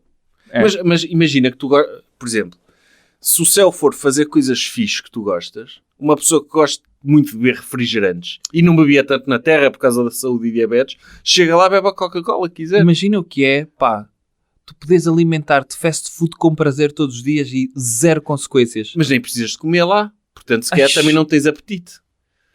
Um céu sem poder comer? Imagina a eternidade, olha, estou aqui com uma larica. Não tens larica, nunca mais vais ter fome. Não tenho fome? Como assim? Então, e o ato de comer, sentar à mesa, socializar? Onde é que isso está? Não, aqui não há. Que raio de céu é este, onde não se come à mesa? Não, com as pessoas? É isso que eu estou a dizer, tens de comer. Portanto, para o céu funcionar, tens de fazer, por exemplo, dormir. Se tu não precisas de dormir, não tens sono, também nunca consegues desfrutar de uma noite bem dormida. Pois é. Eia. Fónix. Questões muito complexas. O céu é horrível. Pronto. Há meninos no céu. E ele pergunta, como são esses meninos? Como eram esses meninos? Como são as pessoas no céu? Então, olha, tive aulas com o filho do Eric Clapton, com a Maddie McCann. Eia, Fónix. E com o Angélico. Já voltou para a escola. O Angélico não saiu do Liceu da Barra. Epá. Certo? Certo. Pois. Toda a gente tem asas, respondeu o Colton. Asas? E tu tinhas asas? Sim, mas as minhas não eram muito grandes. Parecia um pouco tristonho quando disse. Sim, e quando ias aos sítios, andavas ou voavas? Espera aí, deram-lhe asas sem certificarem que ele estava mesmo morto? Deram-lhe umas asas. Do género, é a mesma coisa que quando entras num casino te dão uma gravata. Acho eu, não sei. Mas há aqueles sítios, né? Ou clubes de charuto. Ai, o senhor vem sem gravata, dão-te uma gravata. Vais ao céu, dão-te umas asas. Mas isso é outra coisa, que é, eu não sei como é que funcionam as leis da aerodinâmica no céu. Pelos vistos, mas precisas de asas. Precisas de asas, porque é que não é voar tipo Dragon Ball? Podia ser. Ou tipo Super-Homem? Não é, o Super-Homem é só Jesus. É só Jesus, ele diz não que precisa de asas. Voávamos, todos exceto Jesus. Ele era o único no céu que não tinha asas. Jesus subia e descia como um elevador. Ai. Ok. Olha, hoje vou até ao 7º andar do céu, vou andar no Jesus. E ele vai para que andar, 7º andar do céu. E ele... Mas as asas são opcionais, quer dizer, imagina, uma pessoa... Mas a malta no céu é muito sedentária. Ninguém caminha, ninguém sobe escadas. É tudo a voar, sim. Ou andas de Jesus ou voas. Mas depois tu tens de ter camisolas especiais. Se tens asas, tens de ter uma camisola com um buraco nas costas. E para tirares essa camisola tens de rasgar a camisola. Pois, eu se calhar preferia, será opcional as asas? Dizer, eu não preciso de voar, eu ando a pé. Sim, é isso. Ou monto-me num anjo. É para ir voar, eu tenho vertigens. Eu não queria voar. Voava sempre rentinho ao chão. Dá para planar? Dá, acho que podes voar à altura que quiseres. Agora, tu teres Controla-se asas... isso? Tu teres asas, eu acho que podia haver uma forma mais sofisticada de uma pessoa voar no céu. Pois. Eu acho que isso é uma visão do céu muito focada em pintura renascentista, que eles não concebiam outra forma de... Claro. Mas, obviamente, aliás, era isto que eu te ia dizer a seguir. O Todd vai usando a simplicidade das palavras de uma criança para ir provando o ponto de vista bíblico com a imagética do Renascimento. Pois. Que é voar, podias voar, ou o teletransporte. Devia ser permitido teletransporte no céu. E aliás, o teletransporte, pois é isso, devia ser inventado. E para além de terem asas, todas as pessoas têm uma luz por cima da cabeça, são tipo pirilampos no céu. Tem aquela argola. É a auréola, não é? É a auréola, é isso. Tem aqui uma passagem que eu queria ler também. Quando os discípulos perguntaram a Jesus quem é o maior no reino do céu, Jesus chamou um menino da multidão e colocou-o entre eles como exemplo. Em verdade vos digo, disse Jesus, Se não voltardes a ser como as crianças, não podereis entrar no reino do céu. Quem, pois, se fizer humilde como este menino, será o maior no reino do céu. Quem se fizer humilde como este menino. O que é a humildade de uma criança? Não é falta de inteligência, mas sim falta de malícia. A ausência de segundas intenções. É aquele tempo precioso e fugaz antes de acumularmos orgulho ou posição suficiente para nos preocuparmos com o que as outras pessoas pensam. A mesma honestidade sem inibições que permitam uma criança de 3 anos chapinhar alegremente numa poça de água da chuva ou rebolar às gargalhadas na relva como um cachorrinho, ou dizer em voz alta que temos um macaco no nariz. É isso que é necessário para entrar no céu. É o oposto da ignorância. É uma honestidade intelectual. Estar disposto a aceitar a realidade e a chamar as coisas pelos nomes, mesmo quando é difícil. Para já há crianças super maldosas. E depois, isso também vai ao encontro daquela questão clássica que é uma pessoa evoluída e sofisticada não pode questionar. Tu ser cético é sempre mau. É, e sobretudo, a criança não tem o cérebro totalmente desenvolvido. Sim, também. Portanto, o que precisamos é de seres humanos lobotomizados. É como aquela coisa, pá, tu para este livro de autoajuda funcionar tens de abandonar o ego. É. Ou tens de, e se abandonar o ego não chega, tens eventualmente de abandonar pessoas que te façam duvidar de ti próprio. Exatamente. E é o mesmo princípio para todos os cultos e religiões e tudo isso. Ele depois ainda vai questionar se Colton efetivamente esteve no céu, porque para ir para o céu supostamente tens de morrer. E o Colton diz, então está bem, eu morri, mas foi só um bocadinho. Tipo, a experiência. O Todd tinha lido o relatório médico e não tem lá nenhuma paragem cardíaca, não tem nada. Mas depois, mais uma vez, dá-lhe um insight e lembrou-se de todas as pessoas que visitaram o céu sem terem morrido e, como é óbvio, estão na Bíblia. Há casos desses na Bíblia? Ele fala aqui... Depois lembrei-me de que a Bíblia fala em várias passagens sobre pessoas que tinham visto o céu sem morrer. Depois, claro, havia o apóstolo João, que descreve o céu com um grande pormenor no livro do Apocalipse. João fora exilado para a ilha de Patmos, onde um anjo o visitou e lhe ordenou que escrevesse uma série de profecias para várias igrejas. Quer dizer que lhe deram um vislumbre do que será o céu. Depois, o Colton diz-lhe isto. Papá, lembras-te quando eu gritei e chamei por ti no hospital depois de acordar? E ele, a pensar para si próprio. Como podia esquecer-me? Fora o som mais belo que alguma vez ouvira. Claro que sim, respondi. Bom, eu estava a gritar porque Jesus me veio buscar. Ele disse que eu tinha de voltar porque estava a responder às tuas orações. Por isso é que gritei por ti. Sérgio, a oração resulta. Jesus está sempre a ouvir. Então quer dizer que se eles não orassem, Jesus disse, então não vale a pena mandar este de volta. Portanto, os pais estão-se a cagar, não é? Todas as vezes que tu fizeste prank calls para casas de pessoas, a perguntar se o senhor Coelho estava lá, ou se o senhor Porco estava lá, Jesus estava a ouvir-te. Estava a ouvir-me. Ele ouve tudo. Quando há sempre um massacre nos Estados Unidos, e eles como não podem fazer nada, como é inevitável que as pessoas tenham acesso ilimitado a armas, por causa da Constituição, eles também mandam pensamentos e orações. Mas aí não funciona, porque Jesus não tem parado os massacres. Mas porque Jesus, se calhar, não tem Twitter. Pois. Falta-lhe, se calhar, instalar Twitter. Ele ouve tudo menos não lê tweets. Lê tweets. Então, ele aqui fica, Jesus está mesmo a ouvir, e ainda por cima foi numa altura, lembras-te, em quando ele estava no hospital, ele começou a questionar a sua fé e dizer, porque me traístes? E essas coisas todas. E então ele, porque responderia Deus a uma oração dessas? E como é que eu era merecedor da sua misericórdia? Eu que questionei. Percebes? O resultado deste pensamento de será que as orações devem dizer aquilo que Jesus quer ouvir ou aquilo que realmente nós sentimos e pensamos? E chegou a esta conclusão. Se estamos chateados com Jesus, devemos dizer-lhe que estamos chateados.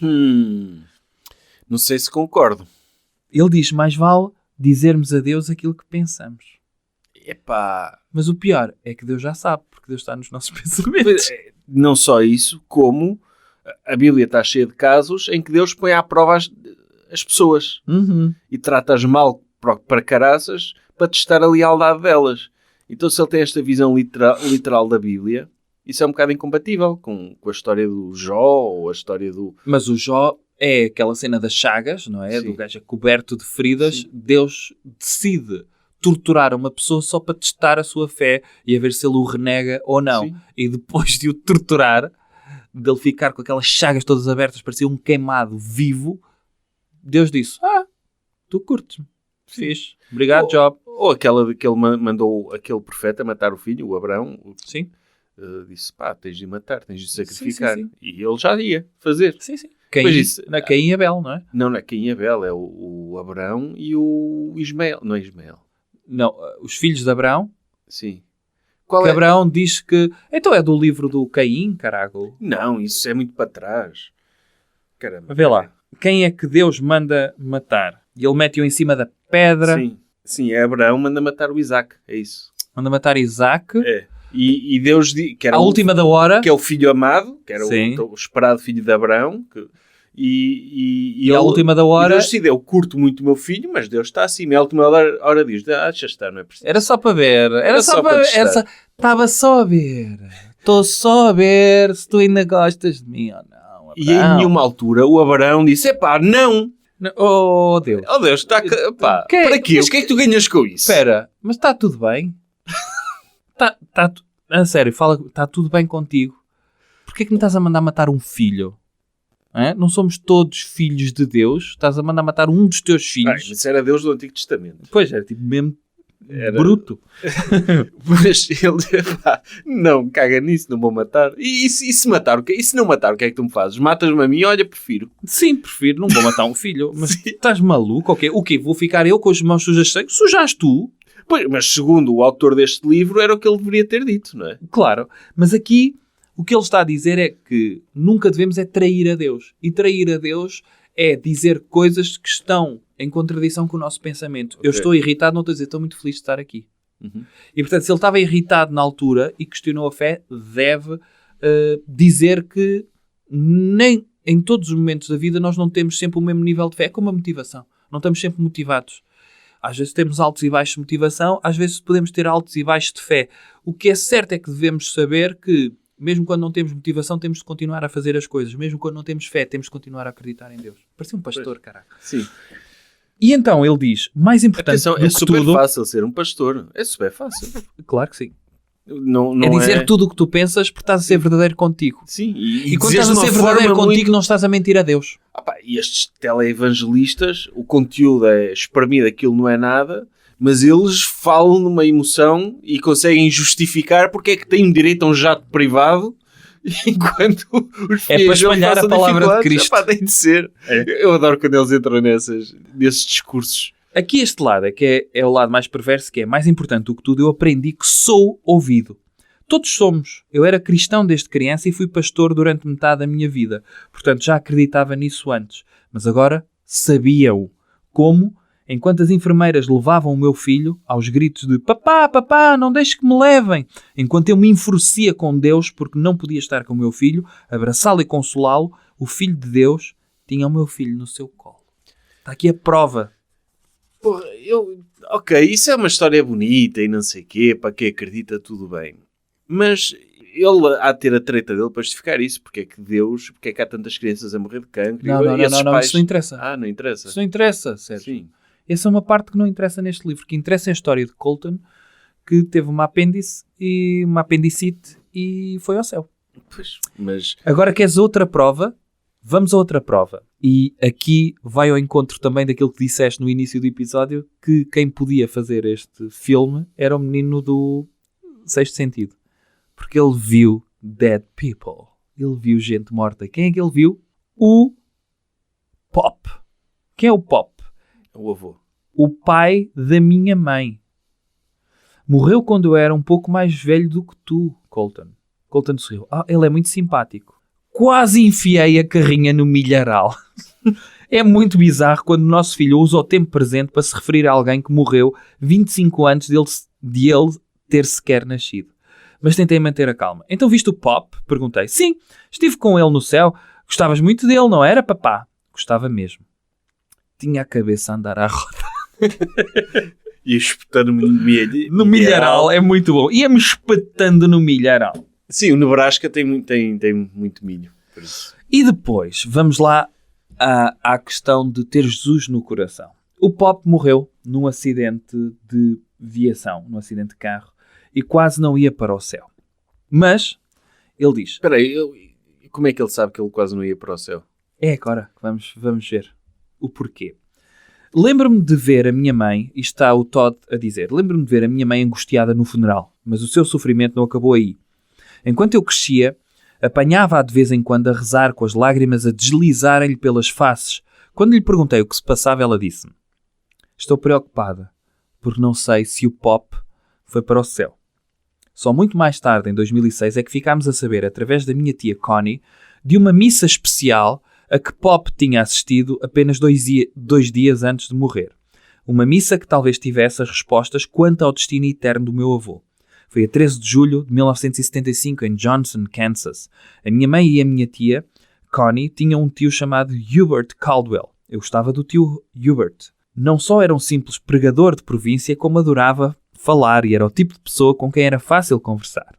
Também gostava de Hubert porque ele era baixo, mais baixo do que eu. Olhar para baixo para falar com alguém é tão raro para mim que ter essa oportunidade parece-me um privilégio. Então, o tio Hubert tinha convidado Pop, a tia Connie e muitos outros para os serviços religiosos que conduzia na sua pequena igrejinha de província.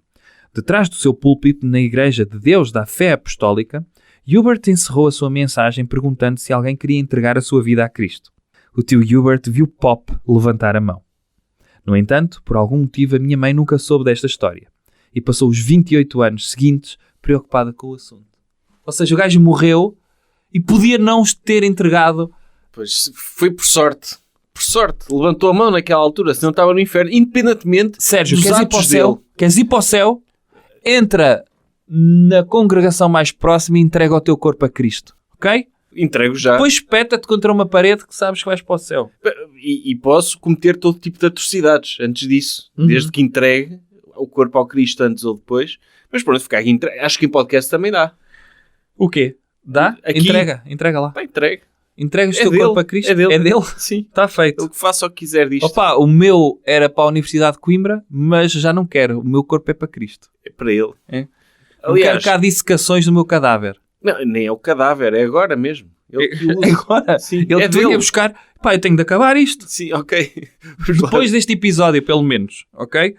Agora, também ficamos a saber que não foi só Colton que falou com Jesus. Jesus, em tempos, também falou com Todd.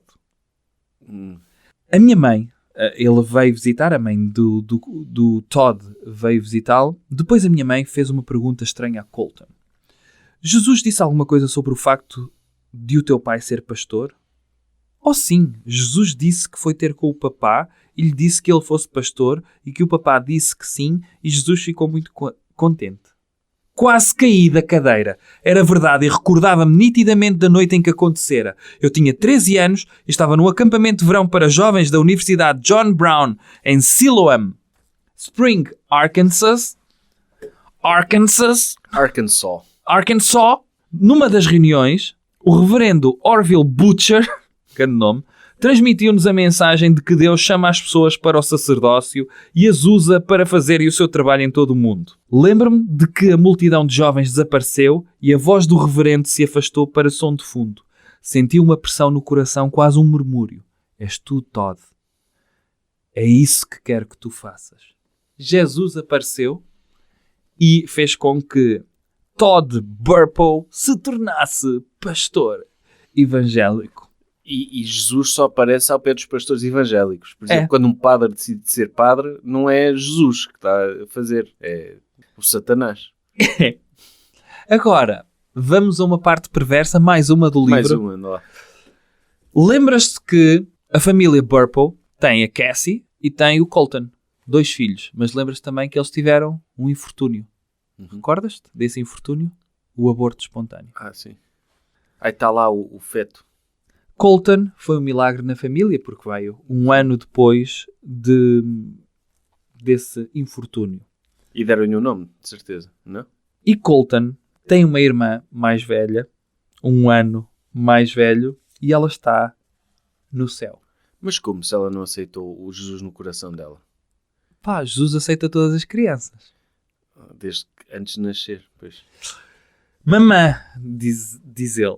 E aqui isto abalou a família toda. Eu tenho 2 irmãs. Sónia ergueu os olhos dos papéis e abanou ligeiramente a cabeça. Não tens? Não, tens a tua irmã, a Cassie. O quê? Estás a falar da tua prima, a Tracy? Não, disse Colton em tom inflexível. Tenho 2 irmãs. Tu tiveste um bebê na barriga, não tiveste? Quem é que te disse que eu tive um bebê na barriga? Perguntou Sónia em voz séria. Foi ela, mamãe. Ela disse que tinha morrido na tua barriga. A mãe passou-se. Não faz mal, mamãe. Ela está bem. Deus adotou-a. Sónia deslizou do sofá e ajoelhou-se em frente de Colton para poder fitá-lo nos olhos. Não queres dizer que Jesus a adotou? Não, mamãe. Foi o pai dele. O nosso bebê, está o pai a dizer, é uma menina? Sónia olhou para Colton e ouviu o esforço que estava a fazer para manter a voz firme. Então, como era ela? Era muito parecida com a Cassie. Um bocadito mais pequena e com cabelo escuro. O cabelo escuro de Sónia. No céu, uma menina veio a correr ter comigo e abraçou-me, e não me largava. Talvez estivesse contente por ver alguém da família dela, sugeriu Sónia. As raparigas dão abraços. Quando estamos contentes, damos abraços. Sim, ela disse que mal pode esperar que tu e o papá cheguem ao céu. Isto, até que o livro era propaganda religiosa, para atrair E agora? Agora passou para o campo da propaganda política. Como é óbvio. E é estranho. Mas é propaganda religiosa neste campo também. Também. Mas aqui é propaganda com uma agenda política, não é simplesmente para atrair pessoas para a igreja dele. Uhum. Agora, é engraçado que se fosse escrito mais recentemente, provavelmente ele encontraria no céu o tio que se converteu... O tio homossexual, ex-homossexual. Sim. Que teve uma prática de conversão no céu. Sim. Não, no céu não. Num minuto antes de morrer, aceitou Jesus, ofereceu o corpo ao Jesus e deixou de oferecer o corpo a outros homens. É. E está no céu a viver a sua vida de heterossexual. Feliz. A menina não tem nome no céu porque eles não lhe atribuíram nome. Não foi batizada. Mas... Assim que chegarem ao céu, o primeiro a morrer vai-lhe dar o nome. Eles estão aqui a dizer que eu vou chegar ao céu primeiro que tu e dar-lhe o nome que eu escolhi. Agora, mas por acaso... Eu vou dar mas olha, isso é uma pensamento questão. meu. Isso é uma questão. Eu não sendo batizado, ouvi isto várias vezes em criança, que não tinha alma. Uhum. Esse bebê / embrião não tem alma. Opá, terá os evangélicos. Ele vai ser batizado no céu pelo primo de Jesus, João Batista. Agora... Eu tenho uma teoria para ti, que é, se pensarmos bem, se pensarmos ao contrário, o aborto, ou a interrupção voluntária da gravidez, pode ser a melhor coisa que pode acontecer aos bebés. Porque se os bebés nascerem e fizerem coisas más, não vão para o céu. Mas se morrerem antes de nascerem, garantidamente vão para o céu. Portanto, evangélicos, se querem que os vossos filhos vão para o céu, abortem. Mas se for espontâneo, pode ser espontâneo. Vão. Se não for como espontâneo... um camarão. Comam muito camarão. Durante... É o camarão. É marisco, coisas que... bebam álcool. Sobretudo, bebam muito whisky durante... Isso é pior. Depois pode crescer, tornar-se um ser humano pecaminoso. Que o síndrome alcoólico fetal tem mais propensão a ser agressivo. De vez em quando vão lá com cabide.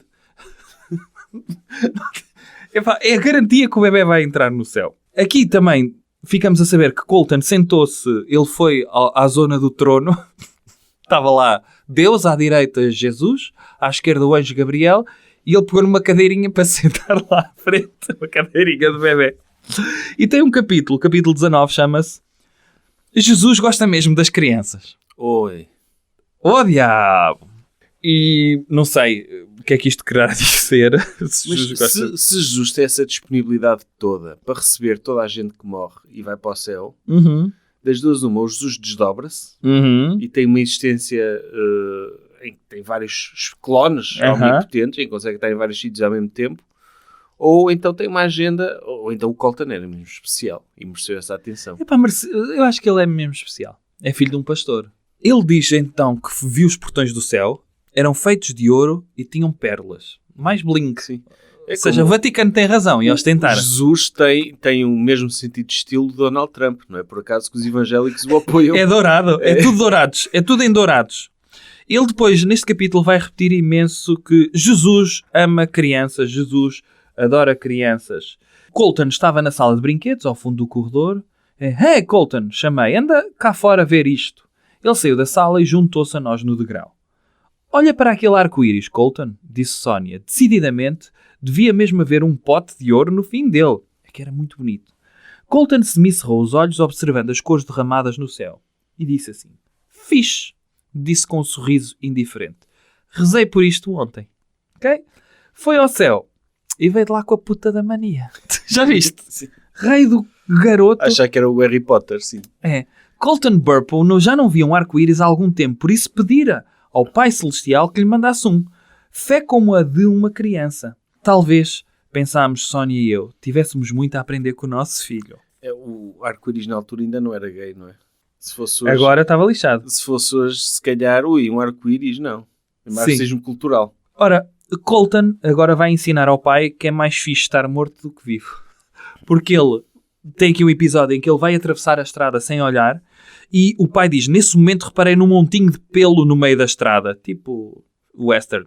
Aproveitando aquilo que me pareceu ser um bom momento de aprendizagem, apontei para ele. Estás a ver? O montinho de pelo era um animal. Colton deu uma lambidela no gelado e seguiu o meu dedo com os olhos. Aquilo é um coelhinho que estava a tentar atravessar a estrada e não conseguiu. É o que acontece quando se corre para o meio da estrada e os carros não nos veem. Podes não ficar só ferido. Podes morrer. Colton olhou para mim e sorriu por cima do gelado. Oh, que bom. Isso quer dizer que posso voltar para o céu.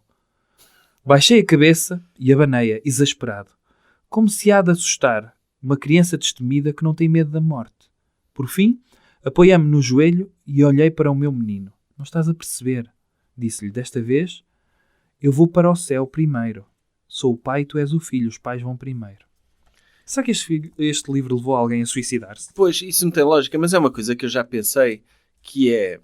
Eu acho que se uma pessoa acreditar genuinamente nisso, nunca fica triste num funeral, ou quando perde alguém. Claro. Porque... Mas Só se for na qual é dúvida. uma das frases mais batidas no funeral? Ele agora está num sítio melhor. Está num sítio melhor, sim. Mas a pessoa não deixa de ficar triste. Eu acho que a tristeza é a dúvida. É tu não tens 100% de certeza que ele está no A sítio tristeza melhor. é a saudade. Melhor. Não Sim, é? é saudade, sim. Acho que a tristeza é muitas vezes... A saudade é muitas vezes aquele número de telefone que não te vai atender Sim, mais, mas não é? aquela pessoa, olha, é um até já. E tu pensas, então se é um até já, tudo bem. Pois, Uma questão de para tempo. quem acredita, acho que pelo menos se der conforto, Sim. nesse aspecto, Eu acho que a gostava. religião oferece algum conforto nessa ideia de pós-vida e do encarar a morte. Eu Mas tu gostava. precisas de acreditar verdadeiramente nisso. sim. Precisas de senti-lo É. dentro de ti, porque se for uma coisa plástica é doloroso à mesma. Eu gostava de ter isso. É claro que há coisas que também ajudam pessoas não religiosas a ultrapassar isso. Não é preciso ser religioso para lidar de uma forma saudável com o luto. Agora, eu tenho um bocado de inveja das pessoas religiosas. Pois. Nesses momentos só. Sim, sim. Tem aqui também um episódio. Colton foi com o pai, que ia dar extrema unção a um outro pastor. Tirando o facto de o pai levar o Colton, um menino de 4, 5 anos, para ver velhos a morrer, o menino Colton torna-se freak aqui.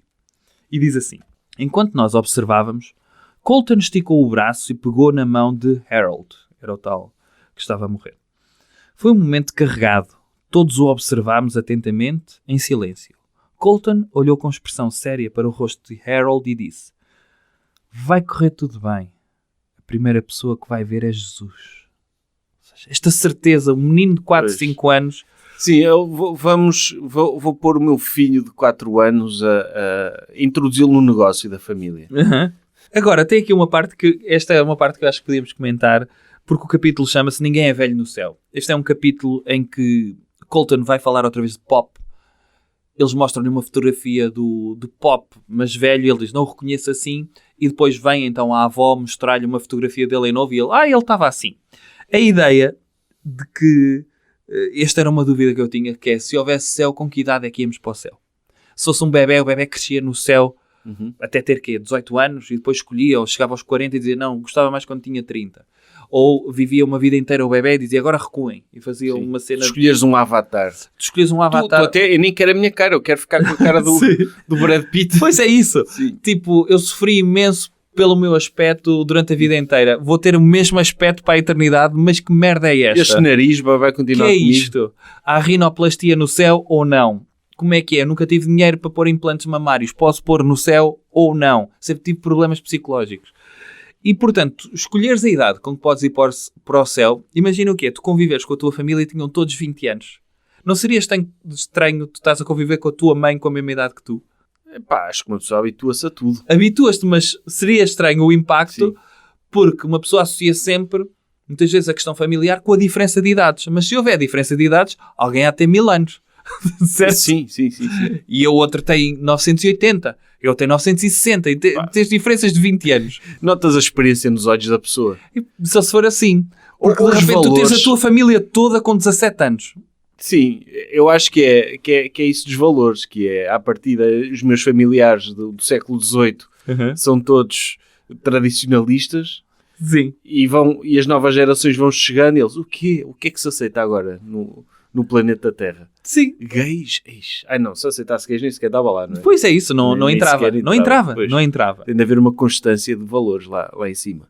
No capítulo seguinte, ficamos a saber que o Todd é pastor e sempre que está a dar a missa de domingo, Deus, neste caso Jesus, está a mandar-lhe um raio a iluminar todas as suas palavras. Colton diz-lhe isso e temos aqui um momento, que é a primeira vez que os Burpo, estamos quase no fim do livro, mas os Burpo começam a contar a história, começam a ter coragem de contar a história de Colton, e é no momento em que Ellie entra na história. Ellie é babysitter e Colton conta-lhe o que se passou com a irmã morta, ou seja, que está no céu. Diz que tem saudades dela. Ellie fala então com Sonia, a mãe, quando chega à casa, e diz que aquela história reforçou a fé de Ellie. Será que a história de Colton reforça a fé das pessoas? Será que a história merece ser mais ouvida? Será que a história merece um livro best-seller do New York Times? Ou não? Okay? Agora, tu falaste há pouco do diabo. Ficamos a saber também que, para além de Jesus, o diabo está no céu. Porque Colton vem também com uma mensagem muito importante. Não vem só dizer que viu o avô, ou o bisavô, neste caso. Vem para dizer que se o diabo está no céu, quer dizer que, em breve, vai haver uma guerra. E a guerra vai ser em Israel, na Terra Santa. É. Eles são desses? Não! Jesus disse-me que só podemos ter um corpo novo se formos para o céu. Esperem aí, pensei. Vem informação nova. A sério? Disse-me. Sim. Papá, sabias que vai haver uma guerra? O que queres dizer? Sabias que se uma pessoa for para o céu pode ser trans. É isso. O que queres dizer? Vai haver uma guerra que vai destruir este mundo. Jesus e os anjos e as pessoas boas vão lutar contra o diabo. E os monstros e as pessoas más. Eu vi. Pensei na batalha descrita no livro do Apocalipse e o meu coração começou a bater mais depressa. Como é que viste isso? No céu, as mulheres e as crianças podiam ficar de lado a ver, mais uma vez, a guerra para os homens. Por isso eu fiquei de lado e vi. Estranhamente, a sua voz estava animada, como se estivesse a falar de um bom filme que vira há pouco tempo. Mas os homens tinham de lutar. E papá, eu vi-te. Tu também tens de lutar. Contra os comunistas. Contra os comunistas, contra os ateus, carago. Ora, vamos entrar então na venda. Ele espalhou a história na Ellie e vamos começar então a vender a história de Colton. Vi uma mensagem da família em casa de quem Sonia, eu e as crianças tínhamos ficado hospedados durante a nossa visita à igreja de Wesleyan de Mountain View. Os nossos anfitriões tinham uns amigos que tinham estado presentes na igreja nessa noite e que tinham ouvido as descrições do céu que Colton partilhara connosco. Através dos nossos anfitriões, esses amigos tinham-nos enviado uma notícia que a CNN transmitira uns 2 meses antes, em dezembro de 2006. Era a história de uma jovem lituano-americana chamada Akiane Kramarik, que vivia no Idaho. Akiane, que tinha 12 anos à data da reportagem da CNN, começara a ter visões do céu. Aos 4 anos, dizia o e-mail. As suas descrições do céu eram extraordinariamente parecidas com as de Colton e os amigos dos nossos anfitriões acharam que estaríamos interessados na reportagem. Ora, também já começamos a ver porque é que a CNN entrou em desgraça. Fazer reportagens da pizza. Fazem sempre. A Akiane, nesta reportagem, falou da descrição de Cristo. E ela disse, ele é puro, é muito masculino, Claro. muito forte e grande. E os olhos dele são simplesmente maravilhosos. Lembras-te que ele tinha falado dos olhos que eram tão bonitos? Azuis, de certeza. Não diz a cor? E então, esta Akiane Não, era artista. É o White Jesus. dos É um White evangélicos. Jesus, como Sim. é óbvio. E então ela desenhou, porque ela era meio artista. Há um pormenor, é que os pais dela eram ateus e passaram a acreditar. É um pequeno pormenor. E ela desenhou, o Jesus era o George W. Bush. É isso. Era fixe. Porque é dessa altura, não é? De barba e bigode. De barba e bigode. E ela, quando desenhou, mostrou na reportagem e o Colton disse, é mesmo aquele. E que confirmou, ou seja, 2 crianças, portanto, tipo pastorinhos, sim, a confirmarem uma história de uma viagem ao céu. E o livro termina, antes do epílogo, a dizer, às vezes as pessoas perguntam, porquê o Colton? Porque acha que isto aconteceu à sua família? Em mais do que uma ocasião tive de responder, ouça, nós somos apenas pessoas normais de uma cidadezinha pequena do Nebraska.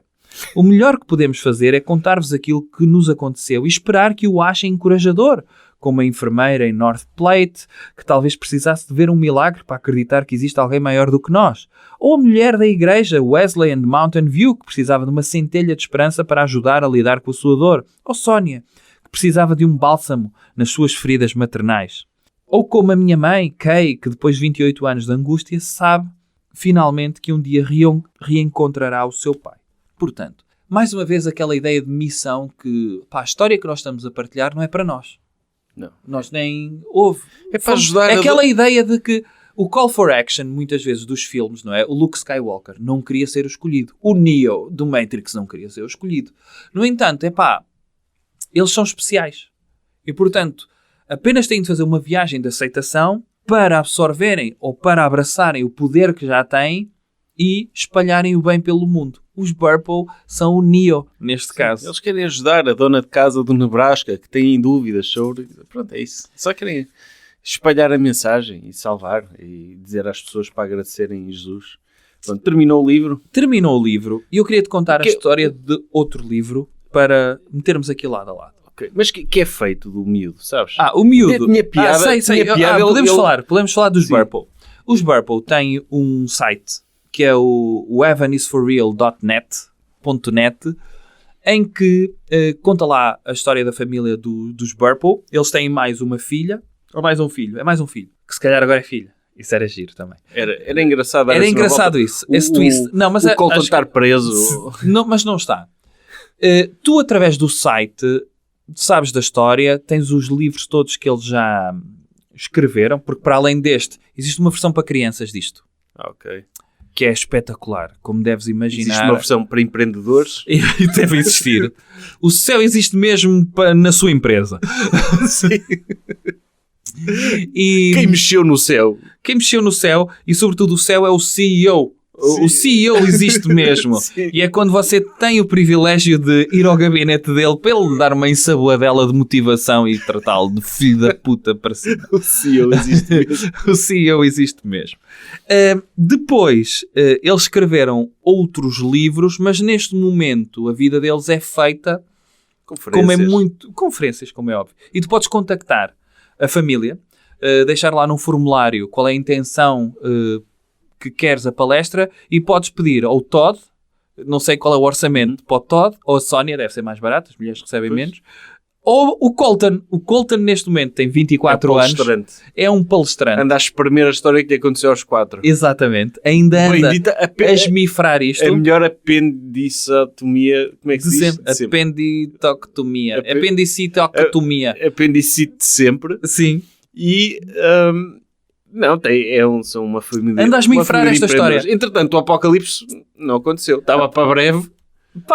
Há de vir. E se quiseres também, podes pagar para que eles façam orações dirigidas a ti. É? É, se quiseres. Vamos pedir uma para o podcast. Para o podcast. Quanto é que é o mínimo? Não sei, tens de mandar e-mail para eles te mandarem uma resposta com um valor, um orçamento.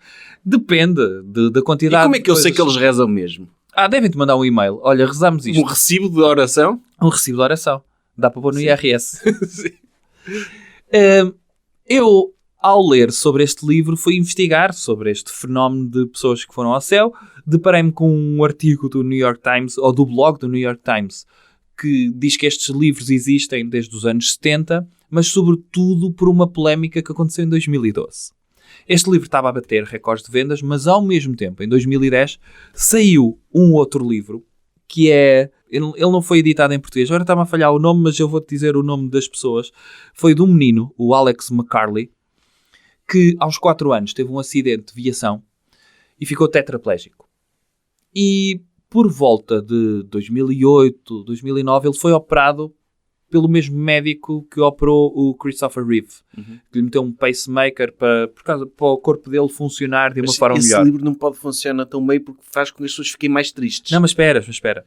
O que é certo é que soube-se depois, mais tarde, creio que a partir de 2012, 2014, que essa família, quando viu a notícia dessa operação, foi contactada por alguém ligado à comunidade dos livros evangélicos e que propuseram ao pai dessa criança para contar a história como estava na moda, os livros dos meninos que foram ao céu. Ou seja, esses abutres andaram à procura de crianças doentes. Exatamente. Para tentar minar esse filão. E então criaram a história de Heaven, The Boy Who Went to Heaven, qualquer coisa assim.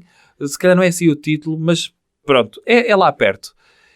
E começou a dar conferências também, mas a mãe nunca ficou totalmente satisfeita com aquilo, porque meteram na voz do Alex a contar as suas experiências no céu, e ela, num fórum qualquer do Facebook, começou a dizer que aquilo era tudo treta. E o New York Times foi atrás desta história e descobriu que aquilo era um embuste. O livro já tinha vendido 1 milhão de cópias nos Estados Unidos e era um embuste. Assim, ao filho, ficaste tetraplégico, vamos ter despesas contigo. Mas também foi por esse lado. Vamos lá então rentabilizar isto. Rentabilizaram.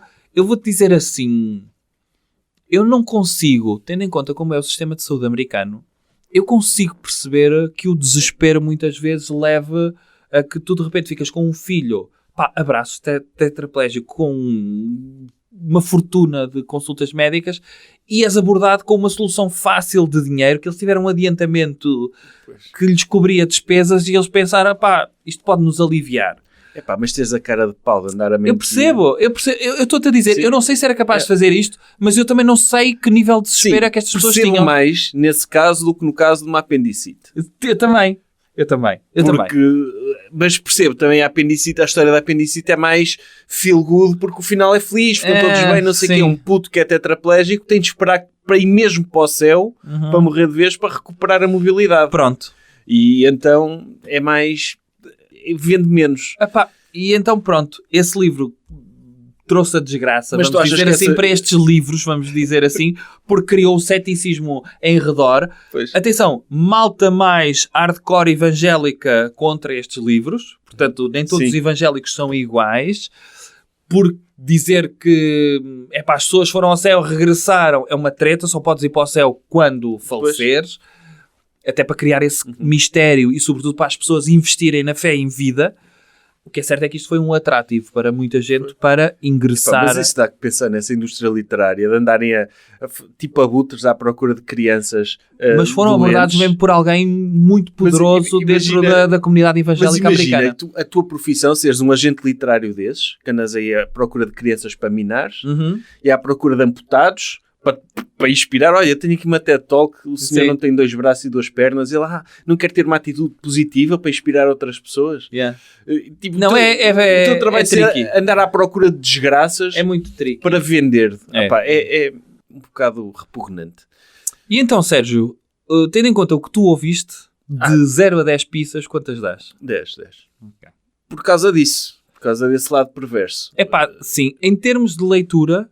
é semi-agradável. Eu li este livro em, vou dizer, 3 dias, que me levou 2 horas a ler e a tirar apontamentos, mais a meia hora que andei a pesquisar coisas sobre isto. Eu vou dar 9. Pela agradabilidade de ler o livro. De mensagem era 10, mas dá a média de 10 pizzas. Pois, mas isso tu disseste agora no final, deles terem encontrado impostores mesmo relacionados com isso, para mim foi a fronteira. Ok. Porque tudo indica que isso... Isto é tudo para gatilhar emocionalmente as pessoas, mas sobretudo para agarrá-las a soluções que implica depois o investimento e de quem? De pessoas que normalmente estão em baixo. Pois. Toda esta cultura, não é? Tu tens então os livros evangélicos versus a autoajuda a tentar agarrar pessoas, não é que estão bem. É pessoas que estão desesperadas muitas vezes e estão a tentar encontrar uma solução. Uma solução qualquer. Mas depois esses evangélicos têm um projeto político extremamente danoso para o mundo, quer nos Estados Unidos, quer no Brasil. E agora em Portugal. E em Portugal, a influência que eles têm política, porque ainda por cima, se tu acreditas genuinamente que existe um céu, tu estás-te a cagar para o que fazes em terra. Estás-te a cagar para o sistema de saúde, seja melhor ou pior, olha, vamos todos morrer, quero lá saber. Estás-te a cagar para o ambiente, o apocalipse vem e vem, por isso não quero saber. Em relação ao Médio Oriente, há uma facção de evangélicos que quer acelerar a situação bélica no Médio Oriente e Israel, porque sabe que é lá que Jesus vai voltar e que vai começar o arrebatamento, é essa a palavra, o arrebatamento, Sim. que eles vão ser todos puxados lá para cima. Portanto, essa é uma ideologia totalitária, no fundo, e que tem consequências políticas, e à medida que a influência deles vai aumentando, eu acho que vai ser pior para o mundo em geral. A influência desse extremismo no mundo é muito, muito, muito negativo. Por isso, tudo que seja reforçar isso e puxar pessoas para esse lado, para mim, é mau. Ok. Portanto, daí 10. Muito bem. E fica com 10 este. Sim. Malta, muito obrigado por terem ouvido mais um episódio de Livros da Pissa. Deixem o vosso comentário, que nós publicamos todos os comentários que nos deixam no podcast, no Spotify ou nas outras plataformas em que ouçam este podcast. Podem mandar-nos sugestões de livros que gostariam de ver lidos também. E, olha, obrigado por estarem aí. Deem estrelas, recomendem, podem seguir no Instagram e comentar no post do episódio o que é que acharam e vamos discutir. Normalmente não há grande debate.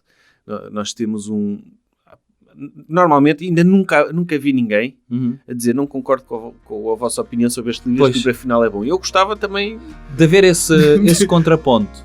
Ok. Livros da Pissa. Um podcast de Sérgio Duarte, Bruno Henriques. Esta música não é royalty free, é da autoria de Saint Mike. Feita exclusivamente para Livros da Pissa. Um agradecimento especial à VFM por nos permitir gravar nos seus estúdios e com o seu equipamento que não é da pizza.